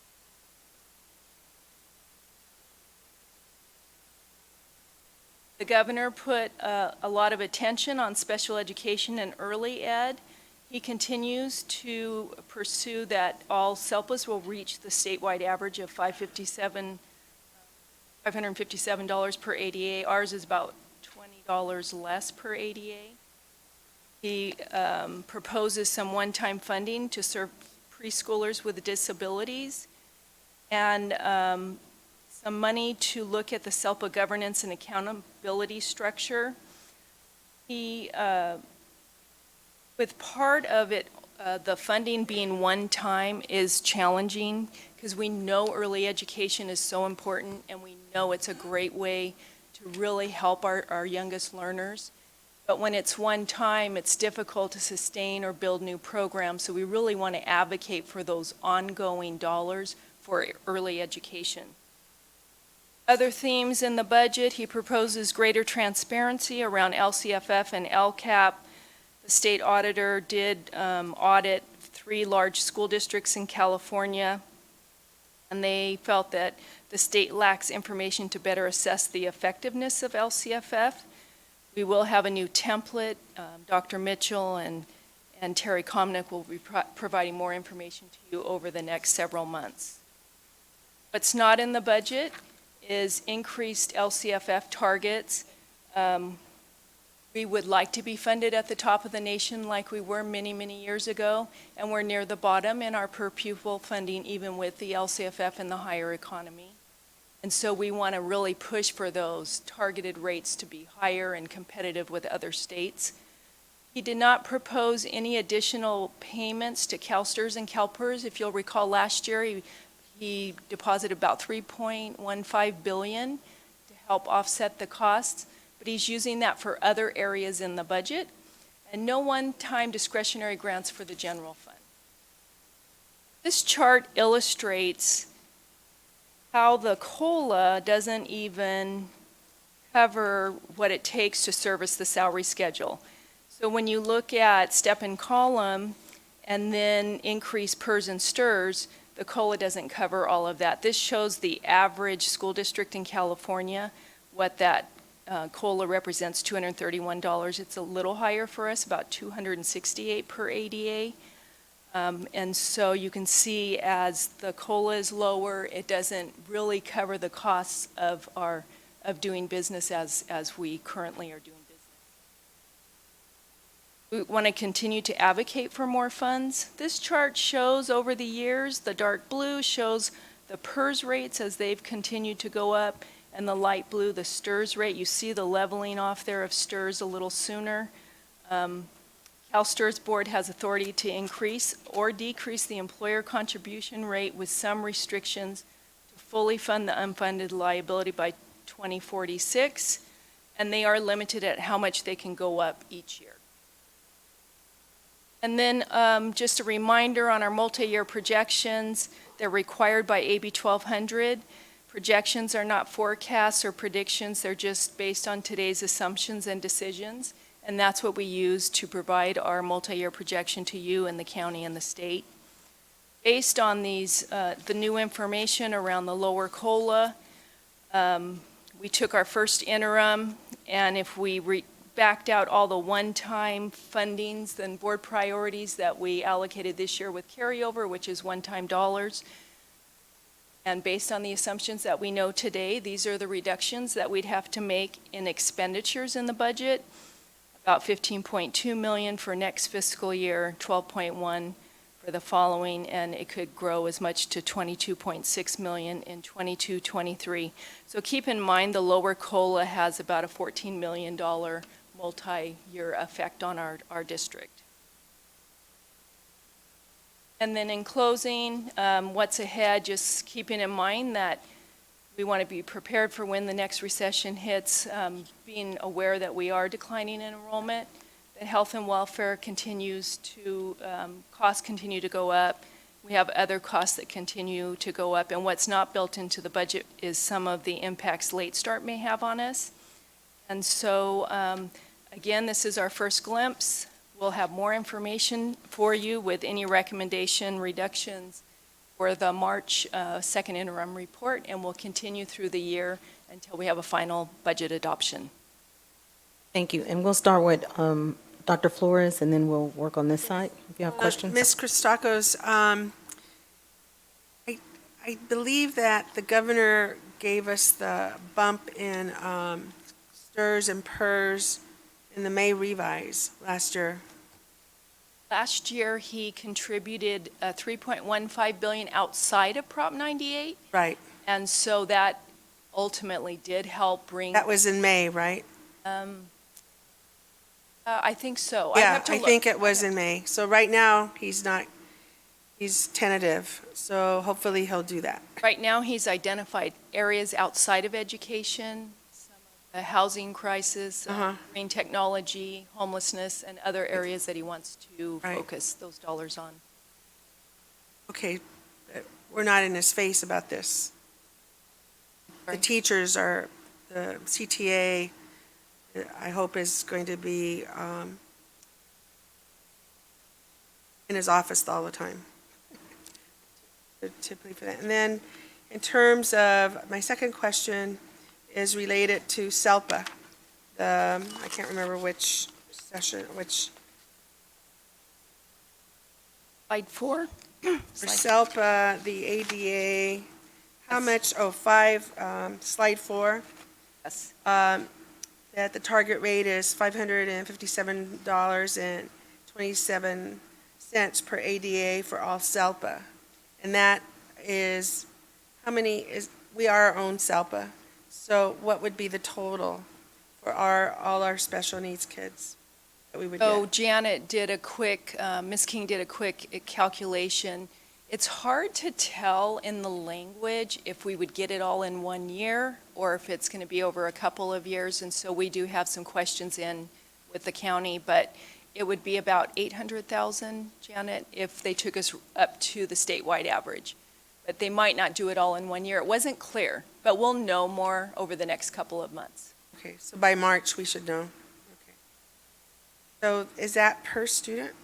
Yeah, so SELPAs are funded on your total ADA for the school district, and you see that's a small amount per ADA. Right. So we have 48,000, our ADA is about 48,000, so we get funded for all of that because there's a percentage of students that have special needs, and that helps Okay. fund the SELPA. All right, thank you. Ms. Rosales Medina? Okay. Dr. Hill? Thank you for the report, very good. Questions I have, are we getting any information from the federal government of either increases or decreases in education funding? We didn't see anything in the proposal at this time. Oh. Flat funding for now. So did we last year? A little increase, I can get that information to you. And I really don't need, I just want to know if we're at a standstill or we're going up or down, because I know the push was a lot for vouchers, and so I didn't know how that was affected. Oh, yeah. So there isn't a big discrepancy, Ms. King, you don't think any place at the federal level, and there is no projection that there might be a bucket load of money coming our way?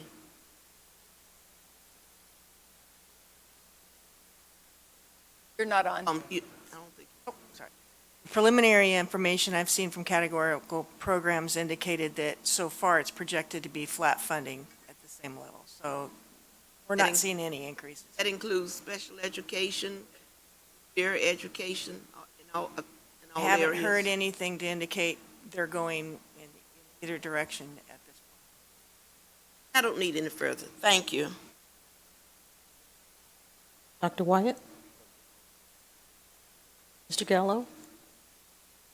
Yeah, Janie, is there any thought about this STRS PERS scenario? Is it just going to seems to be whatever the costs are, they've just passed on, and no consideration for additional investment type options that they might be considering, the STRS and PERS board and things. Has anybody talked about those kinds of things, how they can actually increase the, or put a little more maybe accountability on the board to see that their investments, might be producing the, versus just dumping it on whatever happens to happen?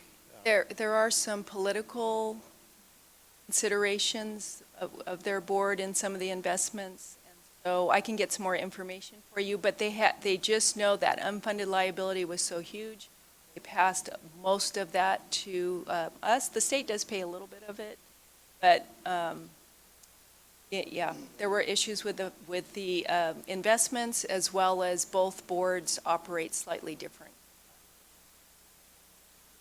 Yeah, you can see the differences in And PERS has increases. always been a little higher than STRS, but Well, that's a STRS, we substantial. have most of our salaries and payroll. Cost is still higher, but the rate is lower. Okay, thanks. That's all I had. Mr. Tillman? Well, and at the conference, they said that there's some oppositions are going to be on the agenda, on the ballot. Is that this November? Additional funding? There's nothing right now. They pulled the They what? funding. No, there was two different items for There was an attempt to qualify the full and fair funding initiative, Right. but they've postponed that to 2022 now, So- in favor of the bond. Okay. I thought there were two different groups doing it. Both groups pulled it? Well, I think at first they just did one because they didn't want to be competing, right? And as you said, with bond going, the large bond, and Is the bond just for construction?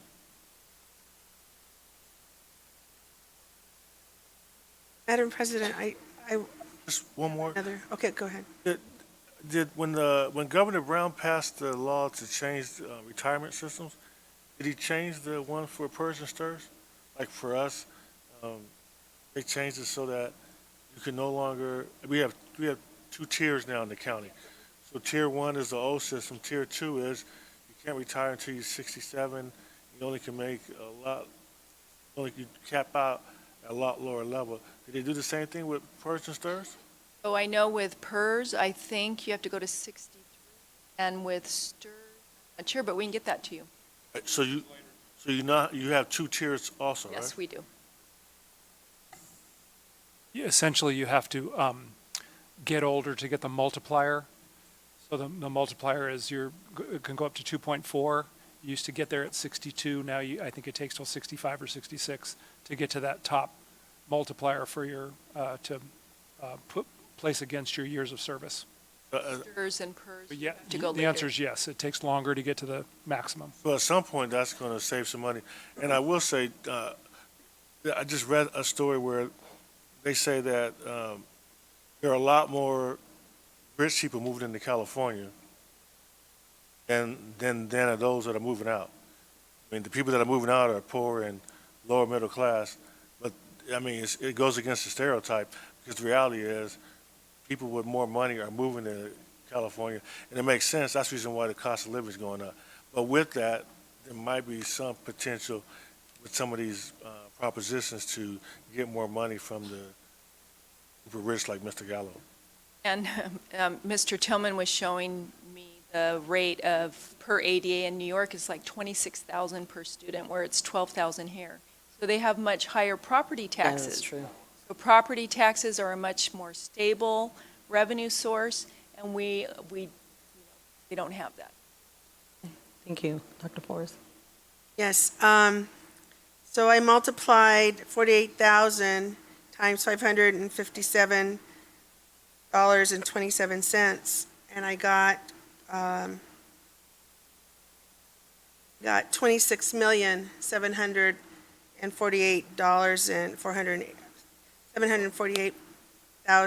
$748,480.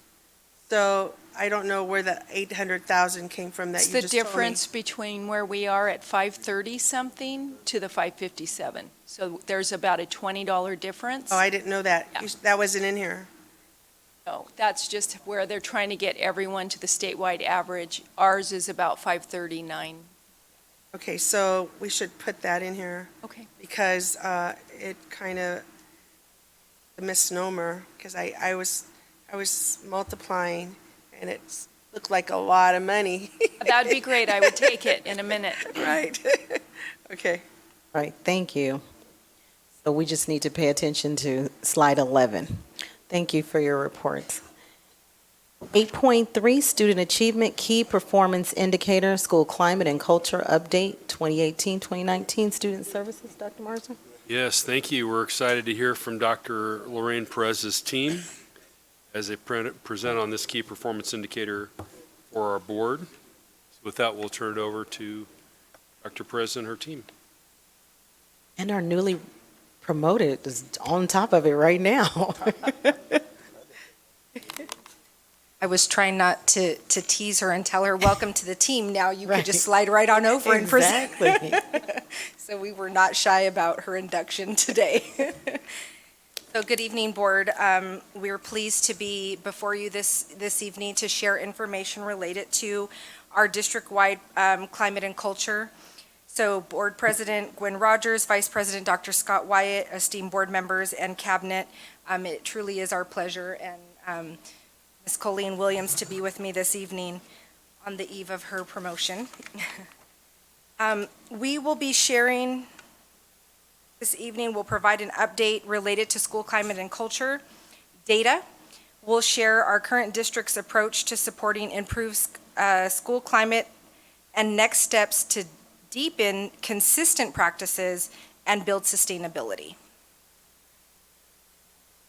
The key measurables that we'll share with you tonight are based on information gathered from Panorama Survey, which is taken by 5th through 12th grade students in our district, as well as the Tiered Fidelity Inventory, which is based on a school's performance against criteria measuring practice and implementation of climate and culture, similar to things that you often hear about like PBIS. The results from the Panorama Survey indicate that both elementary and secondary students reported a greater sense of safety over the past 3 years. Elementary students' sense of belonging has decreased 4%, while secondary students indicated a 2% decrease. The Tiered Fidelity Inventory data shows schools deepening and refining their implementation practices, which has resulted in more schools being recognized by the California Coalition with a gold status. And this board is the recognition that you have oftentimes invited our schools up to recognize them for, and it is for that implementation really targeted on climate and culture. So in slide 4, board, in our district, we believe that by addressing social emotional learning of students as well as the adults that serve them, we can create optimal learning environments. This approach addresses safety, connection or sense of belonging, and learning.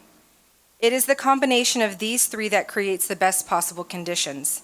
It is possible to have an environment where students feel a high sense of safety and connection, but lack the high expectations that propel students to accomplish great things academically. We want environments that are conducive to all three, along with some balance. Tonight, we'll be sharing data specific to safety and sense of belonging or that connectedness for students with their school campus. The data has been disaggregated by elementary and secondary and further broken down by student group as well as program group. On slide 5, you see the elementary safety data, and of the 3,066 fifth grade students surveyed, 2,116 students indicate a feeling of safety at school. Looking at elementary trend data, which only represents fifth grade student responses, we see that over the past 3 years, there has been a 2% increase. On slide 6, we see the program group data, and in this data, we see that English learners and students with disabilities are sharing a slightly higher increase over the district's 2% average. As we look deeper at the data by program group, we can see an increase within all groups with the exception of our foster youth. Many times the efforts to meet the needs of our foster youth will require deeper intentionality, particularly as it relates to feelings of safety and belonging. And you can imagine why that would be the case if we have students who are in our foster system, might not have those connections with family and may have a tendency to not build those connections as rapidly. So just being aware of that and being more intentional about meeting their needs specifically. And board, you heard Angela Urquides in a previous board presentation talk about the strategy and approach that they use real intentionally in their department, where their folks are assigned to a group of students, so they're getting that extra attention, extra support, and have somebody that can one-on-one follow up with them. So that is our approach to addressing the needs that we see as the trend for our foster youth. Just calling out what is plain on paper, that is the area that we that jumped out to us when we saw this data, and have been digging into the data and looking at the students that actually impacts and addressing those things. On slide 7, you see the secondary data, and that represents the responses, again, from 6th through 12th grade students, and indicates a 4% increase over the past 3 years. Of the 19,664 students, 13,765 indicate a feeling of safety at school. While we're always striving for better, this information represents promise for us. 7 of the 8 student groups indicate either maintaining or increasing in the feeling of safety. On slide 8, you see the student data broken down by program group, and it's similar to the elementary data in that all groups saw an increase. These increases ranged from 1% to 4%, with the most significant increase occurring with our socioeconomically disadvantaged student group, which makes up 89% of those surveyed. On slide 9, the next set of data that we'll be walking you through is data related to connectedness or sense of belonging, and is definitely an area that has our attention. I know, board, specifically, you asked for this specific data around sense of belonging. What does that look like for our students in our district? And we had been looking at this data, and at a further board meeting, we'll provide in a BC broken down by school, broken down by grade level, what this data looks like real in depth. Today, we're going to share in the same format that we shared the safety data with you.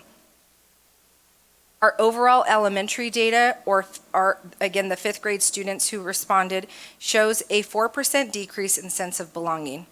Despite the overall data, African American, American Indian, Filipino, and Pacific Islander students reported more favorably and saw increases between 3 and 6% as it relates to their sense of belonging on their campus. The elementary data by program group is down for all students. English learners and foster youth saw the sharpest decline, while students with disabilities decreased by 1%. As we move to this secondary data, which again was our 6th through 12th grade students for sense of belonging, indicated a 2% decrease overall, with most student groups and program groups seeing between a 2 and 8% decrease over the past 3 years. While we did see some small inclines and some declines overall over 3 years, looking at the trend data, it was down 2 to 8%. And like I said, we've been digging into this data, both by school, by grade level, knowing that our 6th, 7th, and 8th grade students will need things drastically different than our 9th, 10th, 11th, and 12th grade students, so keeping those things in mind, and really making sure that we're understanding the underlying potential issues as we have built supports to deploy to our school sites. And so considering this data, we have really used that to focus our efforts and align the supports that we're putting forth from the Swiss department. And so with that, I'm going to ask Colleen to share some data around the tiered fidelity inventory, and then she'll also walk us through what our current state is and then what our next steps will look like. Good evening. Thank you for the warm welcome as we jump in. So as we look at building systems of support for students in their social, emotional, behavioral needs, we monitor and support implementation of climate and culture systems through an assessment called the Tiered Fidelity Inventory. Students that are receiving the supports from a school that is achieving a bronze level, those schools are beginning their implementation. They're starting to look at their data. They're meeting monthly and strategizing.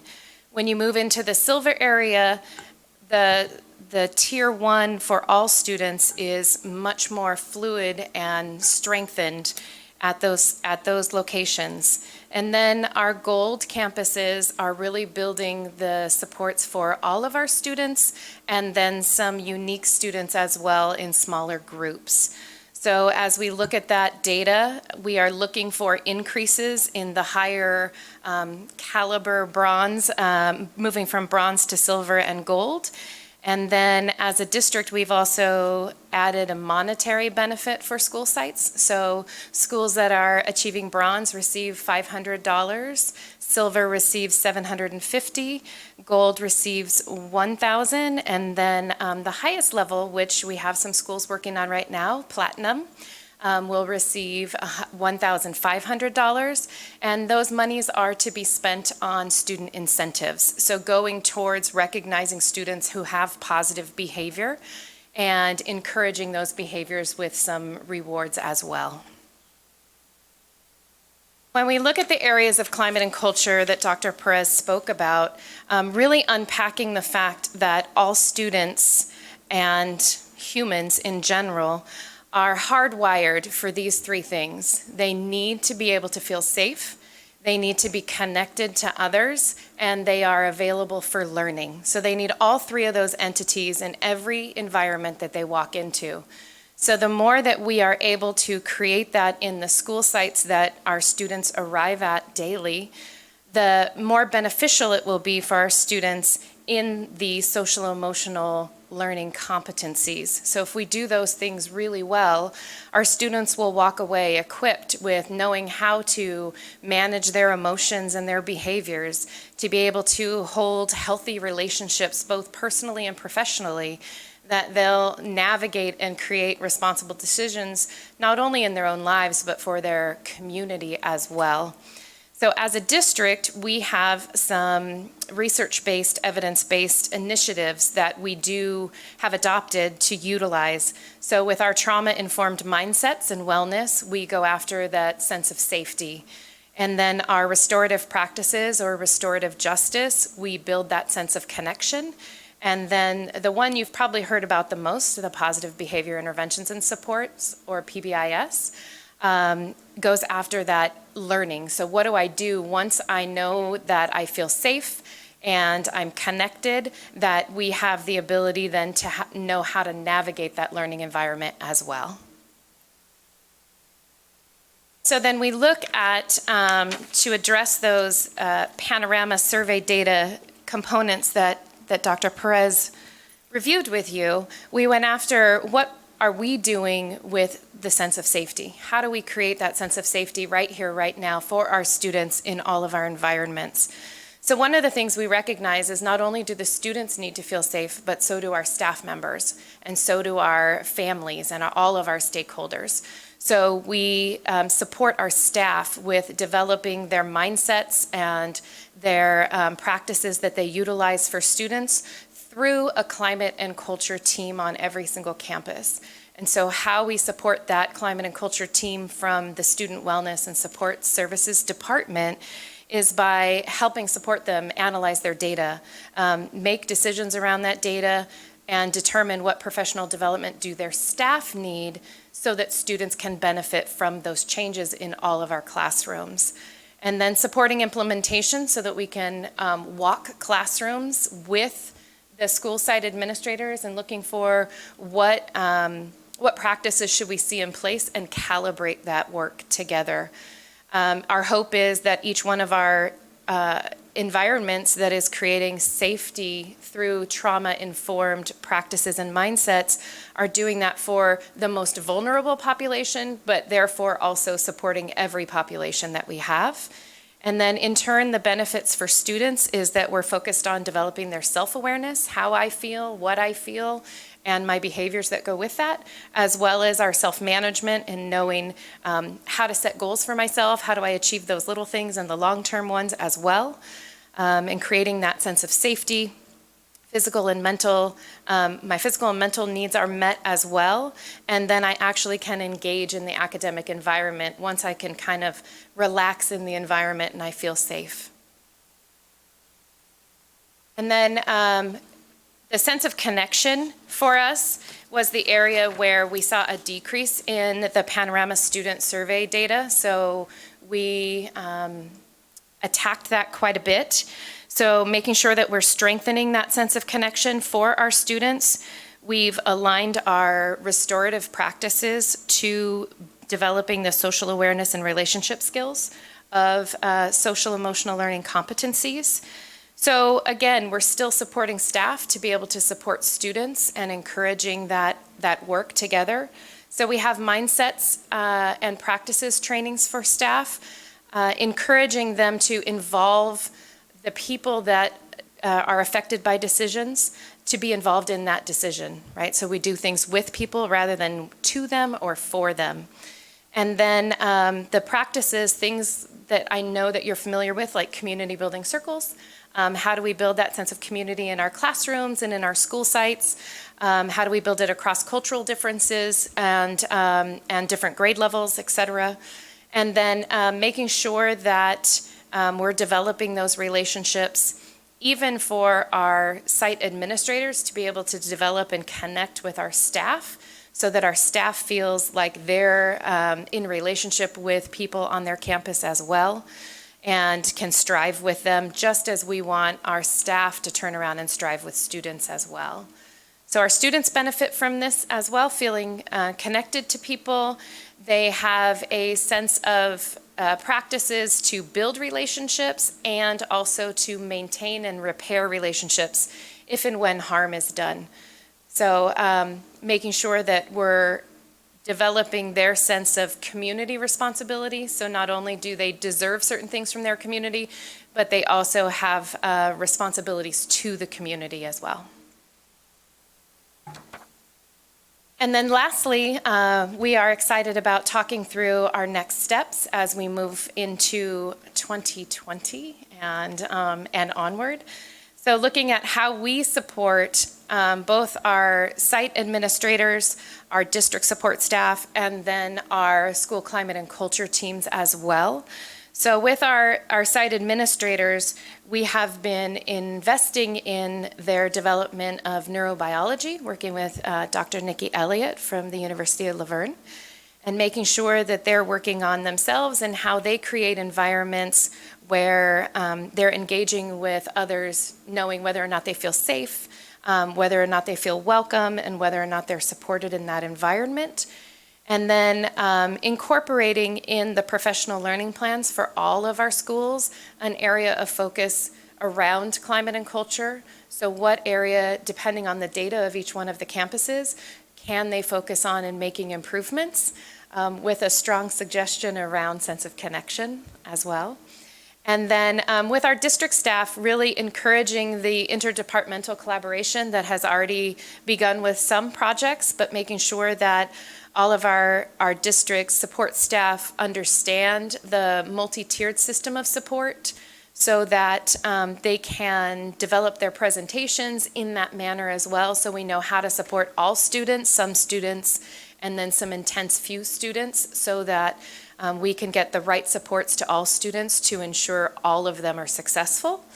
And then lastly, around the area of climate and culture teams at each one of our campuses, making sure that the student wellness and support services staff that are assigned as point of contacts for each one of those campuses can walk alongside the climate and culture teams, helping them develop their data analysis abilities, helping them look at their implementation of what's necessary to develop that full picture of what a climate and culture needs. So it's that sense of safety, that sense of connection, and the ability to be ready to learn. So looking at all those pieces, we have some big projects ahead of us, and we're excited about it. And then our last piece tonight of our presentation, we are excited to introduce to you Cretia Sims Robinson. She's our principal at Jones Elementary. She is actually one of those campuses that received the Gold Award from the PBIS Coalition. And so she's going to talk through what it looks like, sounds like, feels like at Jones Elementary when you build a gold campus. So welcome. Thank you. Greetings, Board, President Gwen Rogers, Board members, Dr. Marsden, and Cabinet. Jones started the journey of PBIS in February of 2015. We were a cohort of 6 schools. We had 4 days of PD that were in gear to PBIS. The planning time was dedicated on how to provide PD to our staff. In that same year, we started to work establishing our Tier 1 system. We changed our vocabulary from teachers to educators to students to scholars. Our PBIS goal was to create welcome, safe, nurturing learning environments. 90 to 95% of our staff students consistently demonstrated behaviors, standards within safe, welcoming school culture to the 4-to-1, making a rigorous instruction of academic curriculum. We have PBIS staff development, motivating our staff for change, defining who we were at Jones and what was acceptable and what was not acceptable at Jones Elementary. We had our educators, parents, and scholars take surveys in order to receive feedback on PBIS. The surveys were to get better understanding what we wanted to see, hear, and feel on our campus. In 2013 school year, we had 128 suspensions before implementing PBIS. In the 2014-15 school year, we had 34 suspensions. We continue with staff development in the areas of voice levels, quality components, community building circles, strengthen PBIS system in Tier 1, documentation for low-level and high-level behaviors. We had the 3 Bs: be safe, be responsible, be respectful. Classroom expectations were by location. We had the 16 survival skills explicitly taught while posted in the classroom. We had a school-wide focus highlight during morning announcements. Our Tier 1 system components were used school-wide. We had a Tier 1 coach, Cindy Myers, who came out to our site to assist us with our PD. We had individual teacher coaching and parent training. We had monetary support from the Swiss department to implement PBIS. We had incentives for no office referrals. We had counselor-provided social groups and guidance lessons. We began planning our Tier 2 development. Educators attended the PBIS conference in March in San Francisco. We applied for civil recognition, and we were granted that. We had Grizzly tickets to redeem in our Grizzly store twice a month. We had Grizzly points, enter in a weekly raffle. We had monthly PBIS pep rallies that's also with Avid. We had classroom recognition for attendance and behavior. We had a school-wide system to define how you teach the rules at recess, reinforced by playground supervisors and staff development. We provide PD to staff on the do's and don'ts of active supervision. In 2015-16 school year, we had 13 suspensions. We developed a process for educators to refer as scholars for Tier 2 intervention. We created a parent permission form, parent contact. We have parent mentor training. For our Tier 2 check-in, check-out, we created a daily progress report form to use by the mentor, the scholar, the educators, and signed by the parent. We had restorative practice for community circle building, and we also had MOUs in our classrooms, and we also had social group. But then in the 16-17 school year, our suspension went back up to 19. Under the direction of Dr. Perez, we began the year school-wide expectations for when students come back from winter break, spring break. We just don't jump back into the academic, teaching them the expectations they need to learn because students forget. We continue with the Tier 2 support, continue with the pep rallies. We had data review, and so that data was brought back to the school within our climate and culture teams, and it's also brought back to our staff. And when I say staff, all staff, classified and certificated staff. We had a climate and culture team report, coaches received from District PD. We also had our Sushi Foundation. So we have our sushi that comes out third Monday to provide food for the families, but they also do character educational classes for our upper grade and also for our lower grade. We also applied for the TFI for Gold, and we received it. Our Tier 3 students received 101 via assistance from our HEART team through the sister department, and we're very grateful. So currently those Tier 3 students receive 101 support, 45 minutes to 60 minutes on every Thursday, sessions once a week. 17-18 school year, we had 13 suspensions. In the 18-19 school year, we only had 14 suspensions. In 2019-20 school year, we became a pilot school for SEL, Social Emotional Learning, receiving support from Student Wellness Swiss Department under the guidance of Dr. Perez, Colleen Williams, Cindy Myers, and Brenda Freshwater on SEL, self-awareness, self-management, social awareness, relationship skills, responsible decision-making. This year, we're focusing on effective statements. These statements are the I statements in the structure, able to remove the D from the doer. Teachers and students are able to converse about behavior situation without blaming harm. So what did that sound like? Example, I feel frustrated when you interrupt the class because I work hard to prepare this activity, or I'm impressed with your answer to the assignment. Our staff has taken self-awareness and self-surveys, and we continue to have a stronger community circle. We have a committed team to our Tier 1 and Tier 2 with fidelity. To date, we only have one suspension at Jones Elementary. We continue to have gains in our academics and constantly building relationships with staff, scholars, and our parents. All of this hard work couldn't occur without our amazing educators, scholars, Jones community, and past administrations such as Ramon Velasco. Thank you for giving this time to shine for Jones. Thank you. Yes, thank you. Thank you. And I'm going to start with Mr. Tillman. Do you have any comments? Okay, thank you. Mr. Gallo, Dr. Wyatt? Dr. Perez and Ms. Williams, thank you for the presentation. And a quick question for me, just the difference between a Tier 1, Tier 2, and Tier 3 scholar. So we kind of know as an audience here as well as.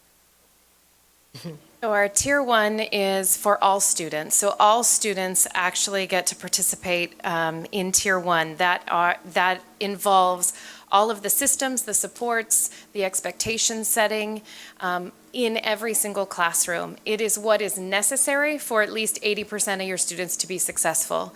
So every single campus, it doesn't look the same. It depends on what that set of students need to thrive. And then Tier 2 actually moves into students who are still benefiting from Tier 1, but need small group, maybe instruction or intervention on the side, might need a mentor to help coach or motivate. And then we monitor those kinds of supports. So what you're looking at here, this guy's looking at the pictures, is that in Jones Elementary, they have 93% of their students in Tier 1. Not that all of them don't benefit from Tier 1, but there are students who are successful with just Tier 1. And then 6% of their students are successful with Tier 1 and a little bit extra in Tier 2.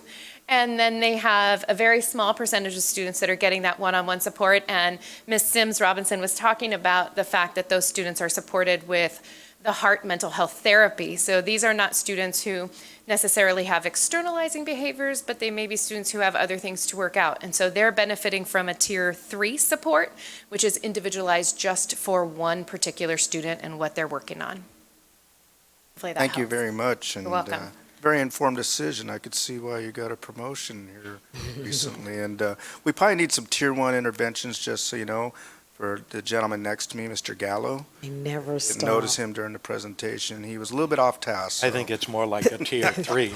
Thank you, too. Thank you. Dr. Hill? Thank you, Madam President. Thank you for your report. I just had a couple of questions. I was looking at your elementary climate and culture survey, and I was looking at the drop in percentage drop at all areas, and with the African American was the only one that went up. And I said, well, that's unusual. Usually we on the other end. And so I was kind of impressed with that, but then when I got 2 pages down, when you got to the secondary, with a sense of belonging, it went down. So just wondering, do you recall if it was the same factors that caused it to go down, that caused it to go up, what might have happened? So one of the pieces to recognize when we talk about an environment for students is that we start with safety. So the first and basic need that all humans have is that sense of safety. And I can't connect unless I feel safe. And so making sure that our students feel safe first, and that's one of the things that we've gone after even in our history of PBIS, and then making connections. So once they can kind of put their guard down, then that ability to make connections and really giving our staff a set of practices and mindsets on how do I build connections with students in a respectful way and in a positive manner. So even looking at the fact that our safety went up is, I think, encouraging for us to say the next natural step for us is to build that sense of connection and belonging. Thank you. And my next question pertains to the staff. Your professional development, is it mandatory or is it just recommended? So it's kind of multi-tiered in its involvement as well. So we have a couple things that are voluntary, where we have climate and culture coaches that are identified from every one of our campuses that come to monthly trainings. So in the sense that they're chosen from their site leadership to come and attend monthly meetings with us to learn those practices and mindsets so that they can in turn then become the site experts and develop that professional development back on their own campus. But the campus professional development is not voluntary. So it's part of their MOU time, their professional development time, or their staff meeting time once a month. So different principals implement it differently, but that part, as far as what our school site needs, is not voluntary, it's mandatory. Good. And my final one is compliment Ms. Sims Robinson. With the area you're in, I know you have a high homeless and mobility area, and to get those suspensions down, I think that's wonderful.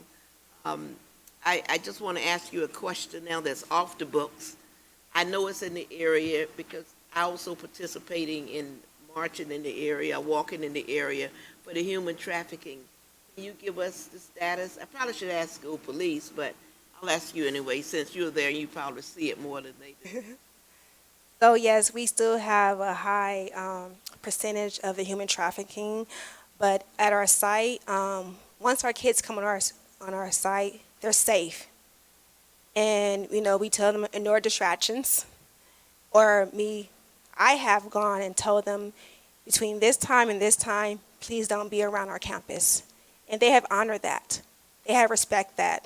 But they come back in the morning. And then especially for our kids who on G Street, to catch the bus at 7:30 in the morning. So I personally have talked to either the ladies or the guys to just please, the kids are walking, please honor our time and everything. And they've been very, very respectful with that matter of fact. Good to know. So much. Dr. Flores? Yes, thank you so much for the report. It's really encouraging to know that, our kids are feeling safe and we're providing that safety at our schools. I I do have some concerns about sense of belonging. And, you know, the 4 points, 5 points, increase.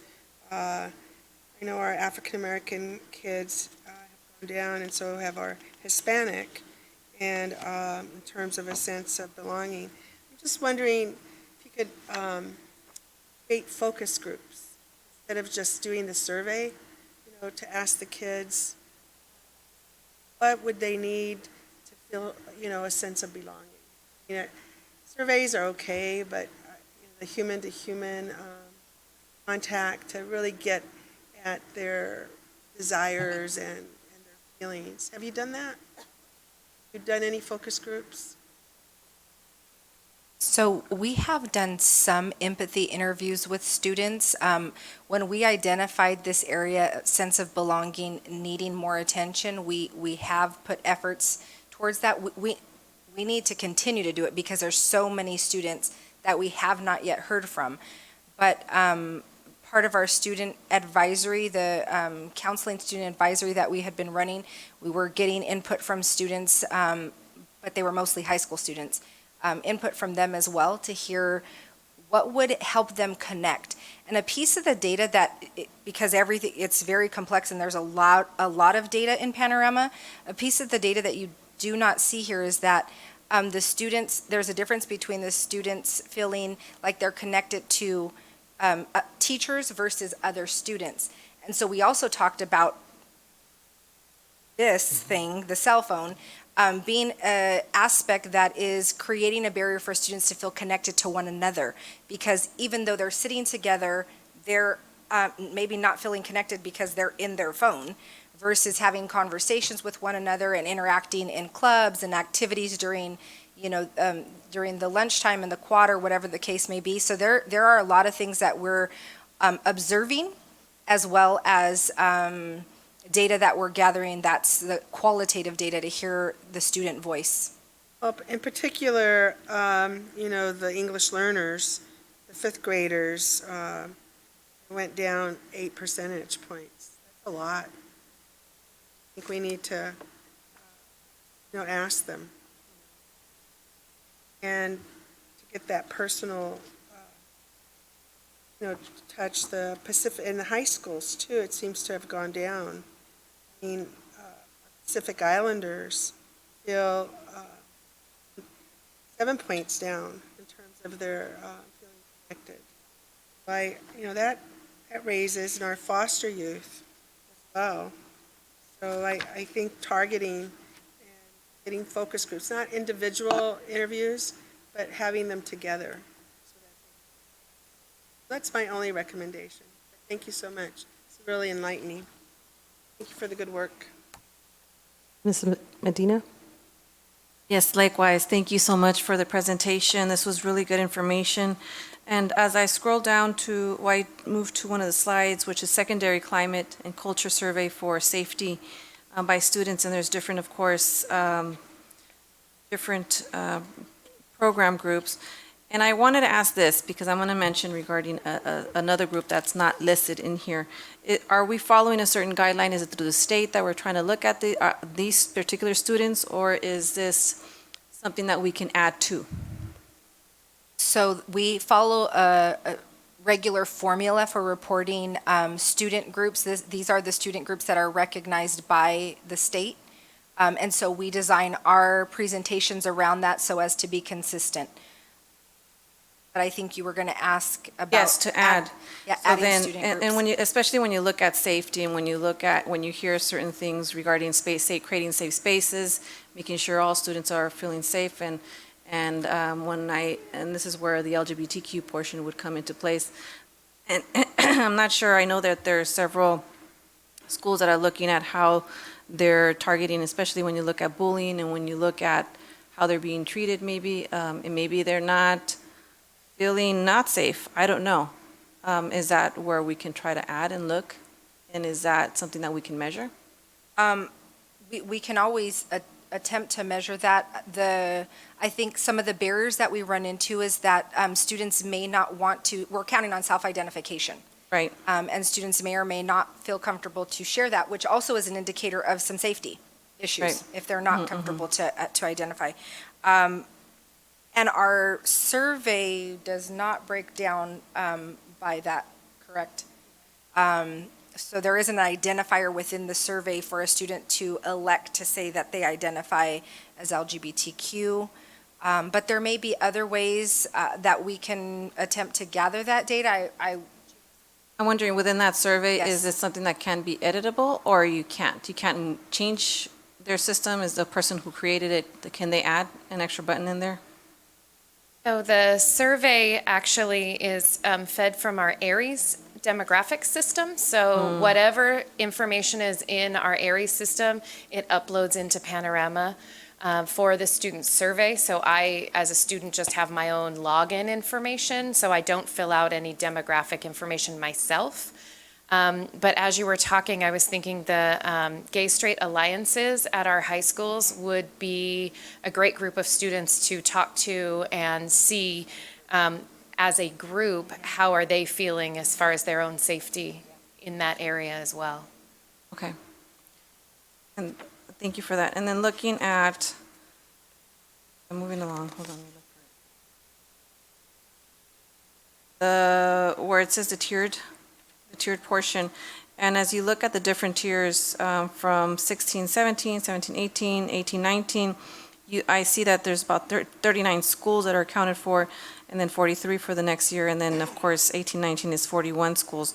Which schools are these? Are these elementary schools? Are these mixture between elementary and middle schools and high schools? And then what happened to the rest of the schools that are not listed in here?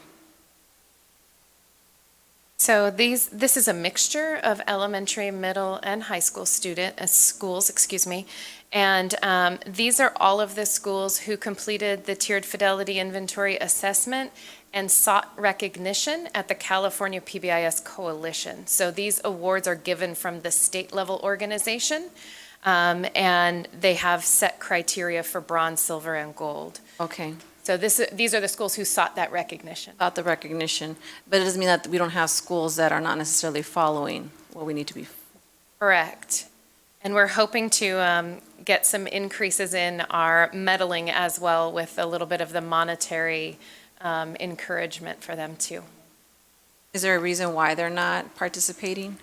I mean, I think there's a variety of reasons, but we were really have an effort and intention around getting all of our schools to go through that process so that they have opportunity to reflect on their practice. And like you said, some schools may be doing really well. They're not being recognized for it, and we're missing an opportunity to lift those best practices from some of those other schools. So we're pushing that effort with our site leaders and having those conversations around, especially when we're on their campuses and seeing all these great practices and asking, hey, where are you with the TFI? And sometimes, things take effort, or like, oh, that's not on the front burner of, right now. Okay. So we're encouraging all of our school sites to do that through their climate and culture teams. Okay, and then it was mentioned maybe possible incentive for them to try to make sure that they're participating. Okay. And then the final question, which is on the portion where creating safety, connection, and learning in schools, staff supports, student supports. So one thing is I want to know is exactly how we're doing this. Is this, I know that there was several therapy sessions or type of classes our teachers were taking and staff were taking. How are we implementing this in real life with the students as well as the staff? Is it a training that they took? Is this a program that's actually in the school site? What's it called? I missed part of it. Was it the safety or the connection area? It's the red one, so it's safety. Safety, yes. So with safety, we have a series of things. So we have neurobiology that's working with our site leaders and a set of classroom teachers as well, to incorporate that in their classroom instruction, and for our site leaders to incorporate that with their staff on campuses as well. And then the trauma-informed mindset is also being laid in there for safety as well. So making sure that we're creating not only physical safety, but emotional and psychological safety as well. for our students and for our staff members. And how So- is that being done? So Is we're that- doing that through professional development. So we're using a series of practices that teachers would implement in their classrooms, but with the mindset of I'm doing this in a way that creates safety for everyone in my classroom. So I'm mindful of that. Also in making sure that I'm reading students' brain states. So if you come in kind of in your survival brain, I know what to do to get you to a place where you're ready to learn. Or if you come into the class or get to an emotional state, maybe something frustrated you before you got to my class, I know what to do to actually build connection and get you calm again. Is that at a small scale, or is this at large school district that we're providing that? Or is this a few teachers that are going through the training, then they're piloting and trying to expand it? How is this, what does this look like? Both and all of the above. So we have the climate and culture coaches that come to us monthly, and then they're able to develop that professional development on their own campuses as well. So they become the site experts to build that capacity on their campuses. And then we have some of our schools that are part of pilot programs that are getting intensive work as they build this out for their campuses as well. Okay. All right. It's because I know that that's, when you look with, when you address trauma, it's, you have to also look not just in the classroom, but maybe with counselors as well, and then with staff. So just making sure that we're doing that. Well, thank you so much. Thank you. Thank you, Ms. Sims Robinson, for your leadership and providing us an exemplar model, and Jones and Ms. Williams for your work to support the fidelity of our efforts. And Dr. Perez, thank you for your passion. It's obvious it's through this work. Thank you. Also, you all did a great job. And the only thing I would add on there is we may be able, I wonder if we could collect data from those that say, for example, they're at youth court, or those that have gotten into, I hate to use the word trouble, but have had some concerns. You know, what is their feelings of safety and belonging and connectedness now that these things have occurred? I would venture to think that their responses might be a little bit different. So I know you all give them all the surveys, but maybe that's something you can collaborate with youth court, or when a student has gotten suspended, or whatever the case may be, because they're the other percentage of the data that's not so good. And so they probably will have a different perspective or response than those that are just saying, it's pretty good for me now until I get in trouble. And then the perspective is different. Why did I get in trouble, or what went wrong? But thank you all. Great presentation. We will now move to 9.1, board member comments. This is when you only have, no, not really. Okay, we will start with Ms. Rosales Medina. Awesome. So during these past few weeks, I've actually been in conversation with several high school students and students that have graduated from high school in the last 2 years. And one of the concerns that they've had was regarding AVID, and how some of the students are although we have a great program and more of our students are attending, but there are still many students who are not able to attend and are not able to receive the resources, are not able to learn, like you mentioned earlier, with regarding financial literacy, although that's probably in a separate setting. Just understanding applications for college, what are the opportunities out there. So I'm wondering how we can address that at the high school level, in making sure more students are attending. And if we need to open space or funding for that, that would be something I would like to do, because we are still creating that gap between students who are not receiving those. Another piece was regarding counselors. Many DACA students, undocumented students, were not receiving the proper know-how of what to do next, especially when it comes to TIN numbers or other opportunities of applying for college. Some students didn't even realize that they could even apply for college, that they didn't even realize that they can actually get help and support for college. This is something that the counselors had never mentioned to them. So how can we make sure that more of our counselors are fully trained? Actually, all of our counselors are fully trained in ensuring that all students have access to opportunities, not just a few. And this would pertain to DACA students or students who can apply for DACA. That's good. And So far, that one is. And I do want to say congratulations to Ryla and the whole team there. My son did go on my son Christian Medina, he attended the Ryla camp and he did enjoy it. So I wasn't sure if it was where the cost, because I know he mentioned a cost, but it was waived. Was that correct, right? And so that's good because that helped us as well. So many families out there. This was a great program. He did come back really motivated. And I want to congratulate the program as well. So thank you. Thank you. Dr. Flores. Yes, I only have one recommendation. I know we passed a resolution for supporting the 2020 census, and ICUC youth have approached me, and they would like to know how, I guess this might be in your area, Dr. Bettis and Dr. Volkmar, would like to go into our high schools or schools. I don't know what the procedure is. I direct them to you because we did pass a resolution that our district would support the 2020 census. And I'm not sure of the particulars.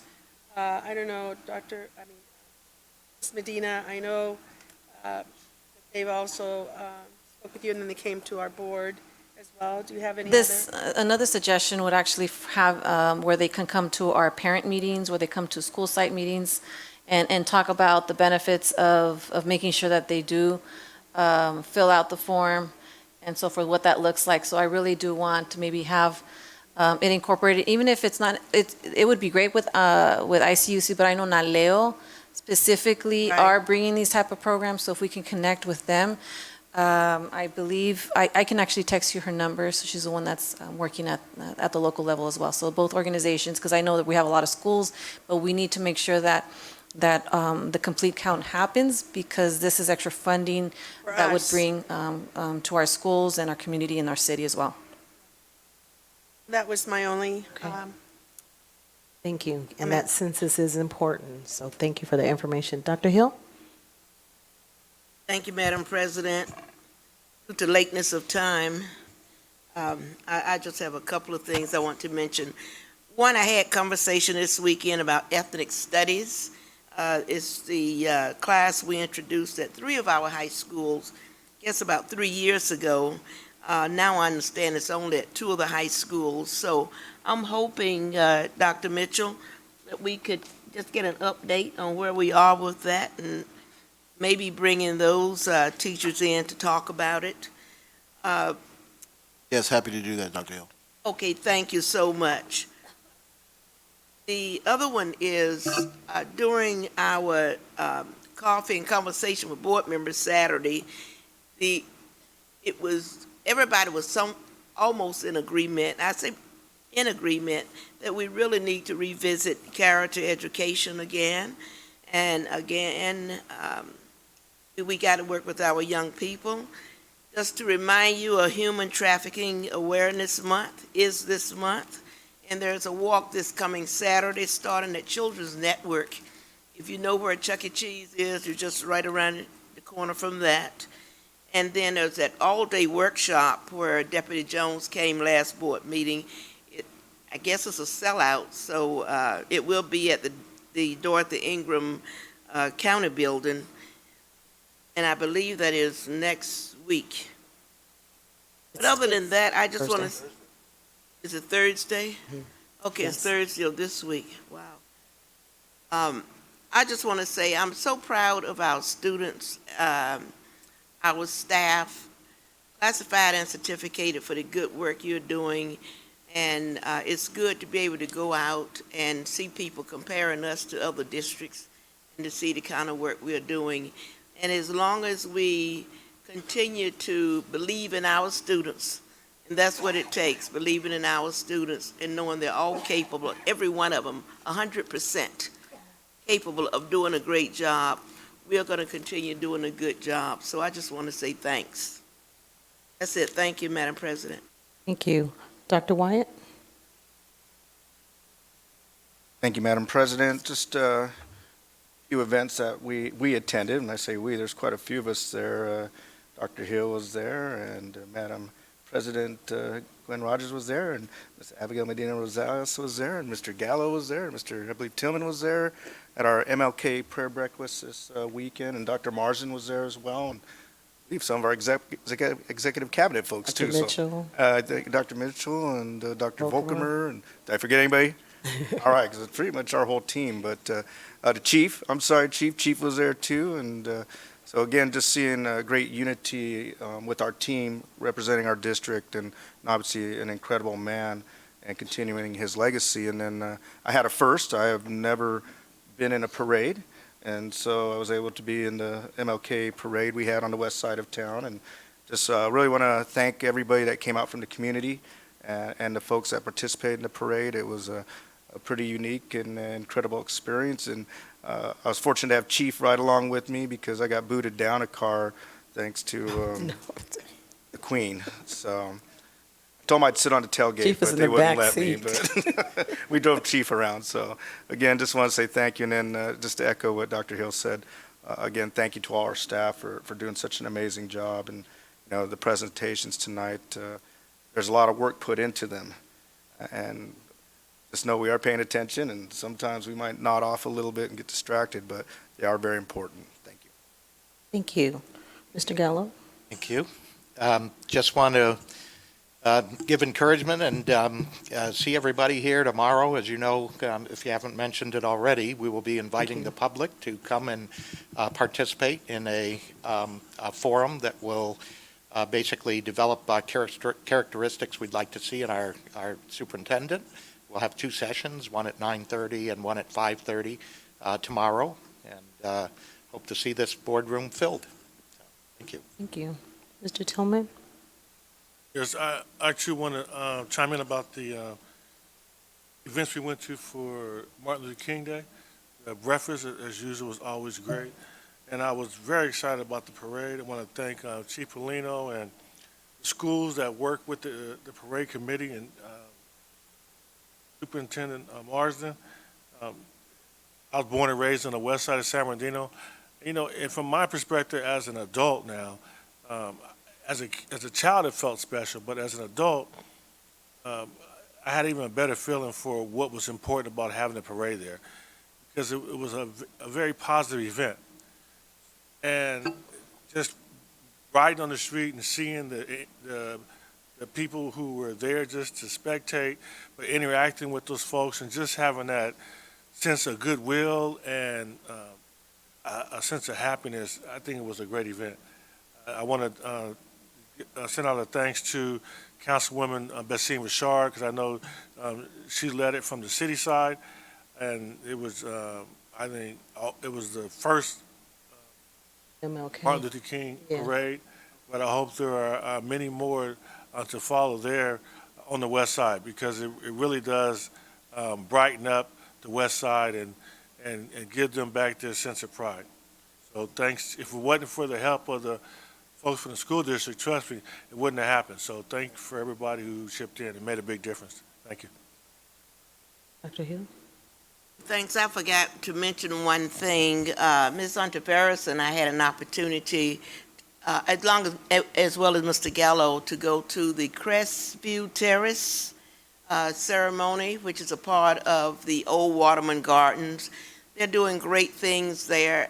I was seated next to the representative from Bank of America, and I believe during 2020, their minimum wage will be at least $20 an hour, and they are going to work with the families, helping them purchase homes and do things of that nature.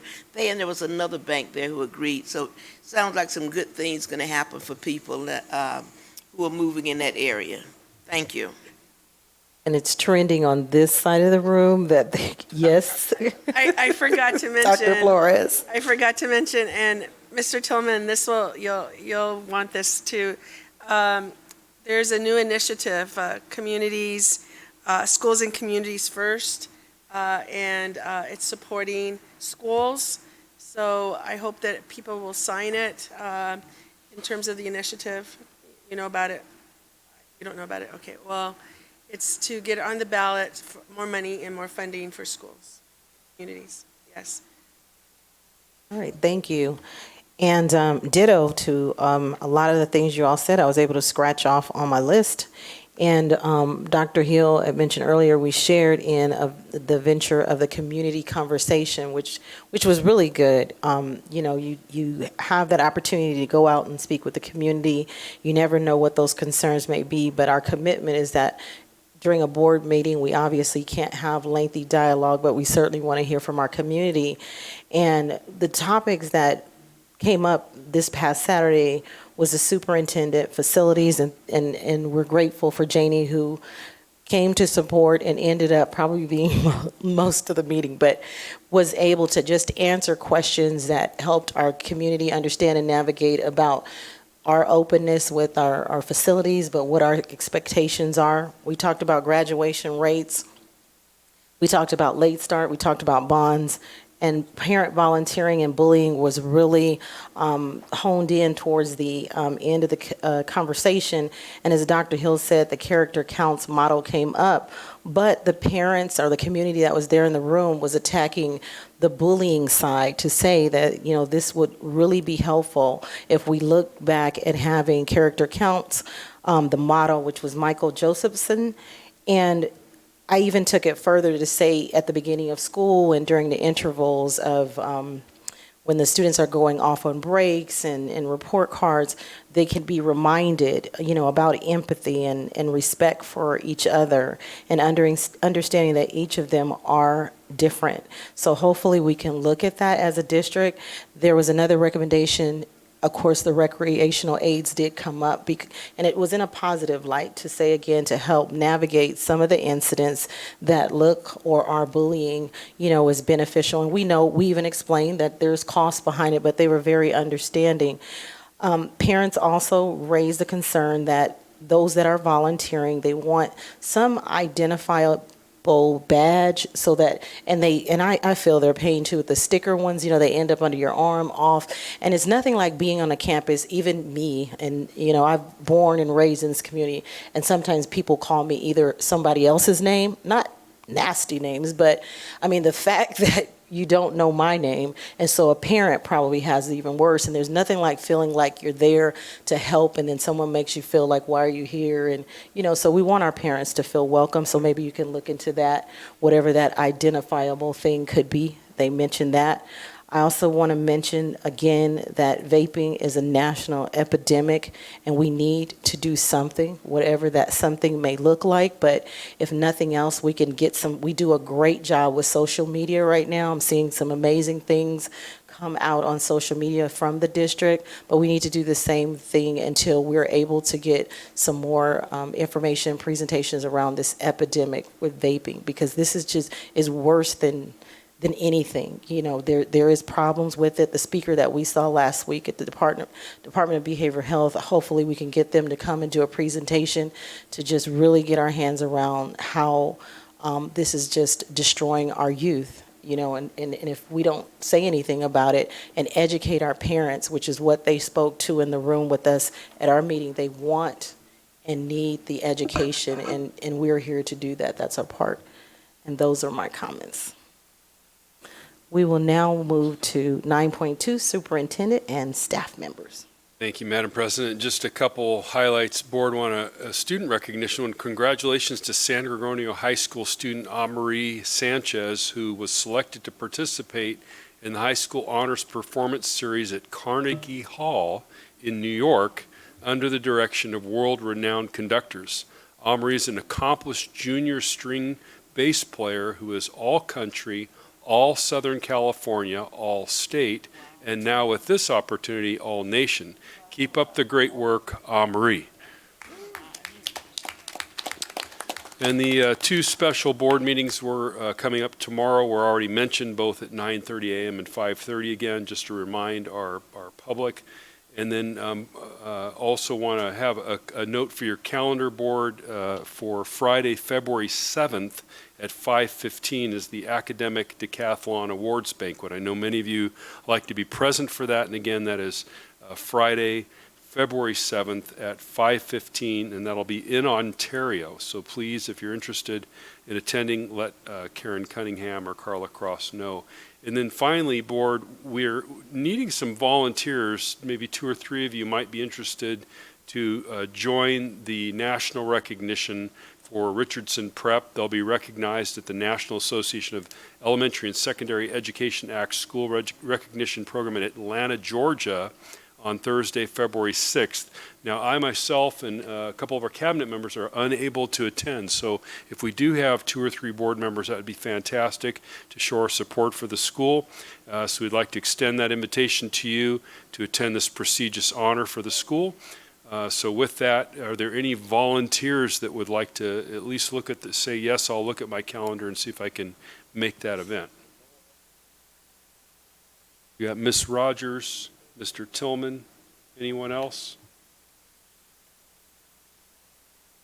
Okay, thank you very much. That'll be fantastic. Thank you. don't wanna Names go are with so me, noted. Dr. Hill, does that mean you don't want to go with me? All right, thank you. But 3 of you can go. 3 of you could go. Yes, all 3 of you can go. You kind of said in the message you don't want to go Dr. with me. Hill. Fantastic. You hurt my feelings, Dr. Hill. No, Thank 3 you, of board. you can go. Those are all my comments. Thank you. All right, thank you. We are now at 10.1, approval of consent items. So moved. Second. It's been moved in second. Are there items to pull?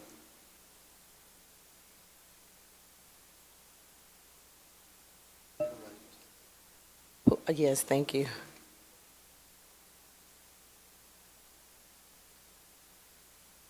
Dr. Wyatt.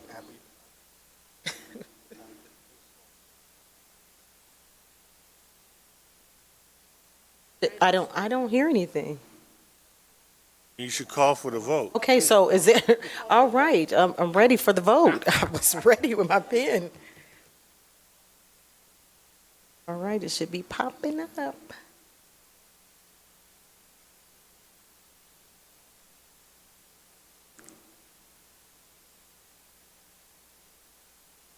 I don't see it. No, she just pointed me out. She told me to vote. Yes. I'll vote, yeah, aye.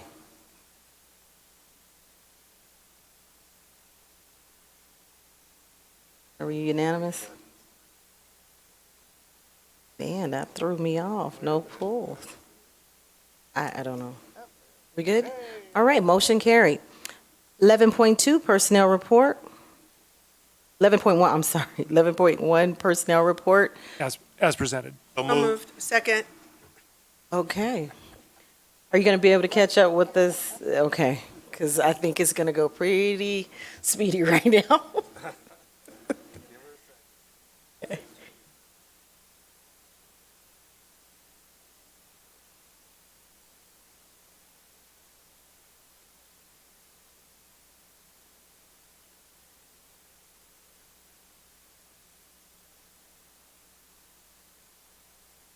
No, is it me that, I don't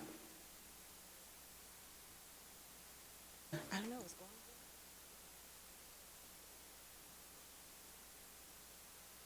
All right, motion carried. 11.3, resolution approving the annual 5-year reportable fees for fiscal year 2018. Did I skip 2? I'm so sorry. Happened to 2. So moved. Wait, hold on. I clicked on the wrong one. Okay. Thank you. 11.2, resolution approving conditional renewal of charter petition for provisional accelerated learning, PAL. So moved. We have to read in an amendment, thought you- Ms. President. We have to read in an amendment They didn't to the resolution. give it to me. They didn't bring it. I was going to read it in. Oh, okay, yeah, no, they didn't bring me. Sorry. Okay, go ahead. I was like, So, where? Board, if you turn your attention to Give me the- page 3 of the amendment, the original language says, by no later than March 21st, 2020, PAL shall provide copies of a valid certificate of occupancy, applicable permits, and/or other valid documentation for the Musqueam site at 2450 Blake Street. The original language that we're striking says, and San Bernardino site at 1671 North Sierra Way. As we discussed in closed session, this site is cleared, and so that language will be stricken. And we'll continue that. Verify that these facilities comply with Education Code Section 47610 and authorize PAL to offer instruction at the Muscoy site. So moved. Second. Right. It's been moved and properly second. Let's vote. And if I'm not showing up,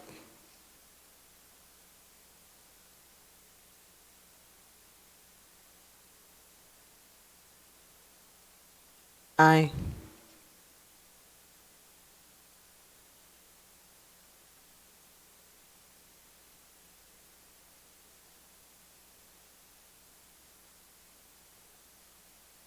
All right, motion carried. We are now at 11.3, resolution approving the annual 5-year reportable fees for fiscal year 2018-2019. So moved. Second. Been moved and properly second. Let's vote. Aye for me. It's not coming up.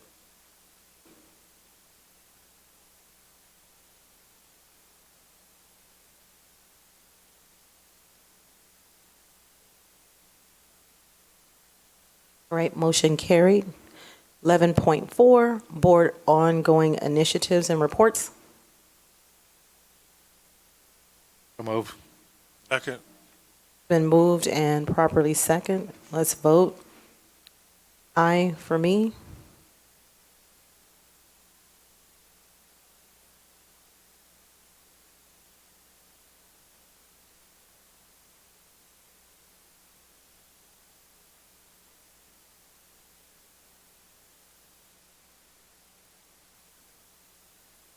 Okay, motion carried. Item 11.5, board top 10. So moved. Been moved and properly second. Let's vote. Hold on, I have a discussion. You have- okay, I've question? noticed that there's 2 spaces in the item we can fill, 9 and 10. How should we select the ones we should fill in those spaces? Mine's not opening. Not opening? Let's see, she said if you go in, there's 2 blank, is that what you're saying, Abby? No, There's there's 2 two blank, 9 and 10 are blank. Determined. Huh? You have something to put in there? Or Recommend what you you want to? Only because I know that it might be a large expense, but this is something that we're going to have to pass anyways. I know that we have the item for late start. Can we add that there? Since we're going to still, It's in your ongoing initiatives already. is that, okay. Maybe we should look at board follow-up items. There's Mhm. this one, if you click on that, you should have a list to be able to look at. Okay. He was saying in the board follow-up, it might be something to add. Mhm. Click on that, and then you should have an attachment to look at, You can look at that before we take the vote. make a recommendation. Make a record. Okay, you can do that too. So would you all like to make a recommendation, and let's vote on the top 10 as it is right now, and make a recommendation at the next meeting? At the next one is fine. I just wanted Okay. to make sure that we saw that there was 2 empty spaces that we can fill. Thank you. So is there? Yes.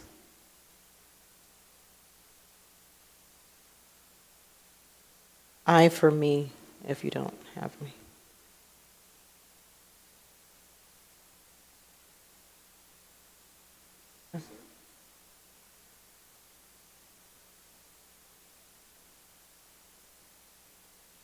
Motion carried. 11.6, board follow-up. So move. Second. Moved and second. Any discussion? All right, let's vote. Aye for me.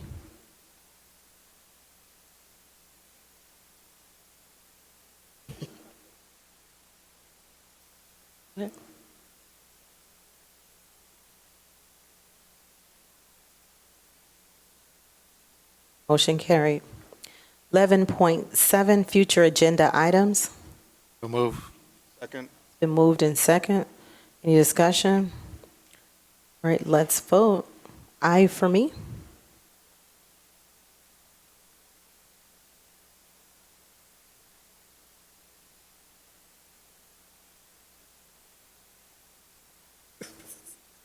Press the button. All right, motion carried. 12.1, staff will review the list of requests and questions by board members. Dr. Volkmer. Thank you, Madam President. If I might, though, just before I do that, I wanted to share two other great pieces of news about former students. They get great grounding with us, and then they go on to do great things. You probably heard that Cal State's women's volleyball team won their first ever national championship. One of the key players on that team was Jalen Hayes from Cajon High School. Let's give that a round of applause. And then just recently, the freshman All-American team was announced for college football, and Jaden Daniels from Cajon High School was selected as a true freshman All-American. Arizona State, where Jaden attends, had their best recruiting class in their history, and they're attributing it to Jaden and the future of the program that he's bringing. So, again, a very distinguished alumni from Cajon High School. He won his bowl game.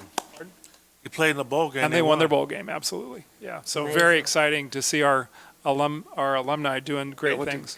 Here are our follow-ups. I was there, Danny.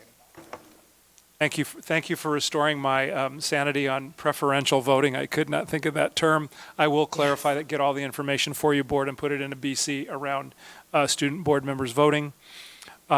Temporarily, number 2, temporarily go back to making sure until we get our electronics figured out, that we have a paper copy and an electronic copy of documents that we need during the meeting.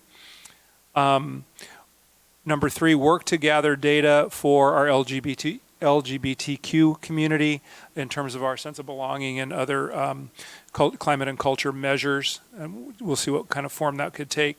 Number 4, explore expansion of AVID at the high school and what the costs of that might be associated with that.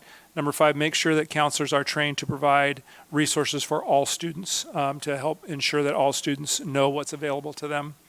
And specifically targeting students with undocumented students. And then also having a way where it's, one of the concerns is that the insensitivity. One teacher even says, well, you shouldn't even be here. So we have to be mindful of making sure that those counselors, we have our counselors being sensitive in how they even ask the question. Great. Thank you, Mrs. Rosales-Medina. Number 6, allow promotion in order to support our census efforts. So whether that's someone coming to a meeting, but make sure that we're allowing that promotion to occur to support census efforts. Number 7, provide an update on ethnic studies. Number 8, explore the Character Counts program. Number 9, review badging options for volunteers. And number 10, increase our efforts to respond to vaping and our students vaping. Did you include in the culture climate possibly looking at the other like youth court and those students that have been in trouble, perhaps surveys or their perspective of how they feel they're safe? I'll add that. Thank you, board. All right, is that everything, board members? Did you capture everything you needed? All right, 13.1, adjournment of board meeting. So move. Second. No, we are adjourning and we're done. Mike, you could 15 minutes earlier. The agenda. No, it was something we can bring to our agenda meeting.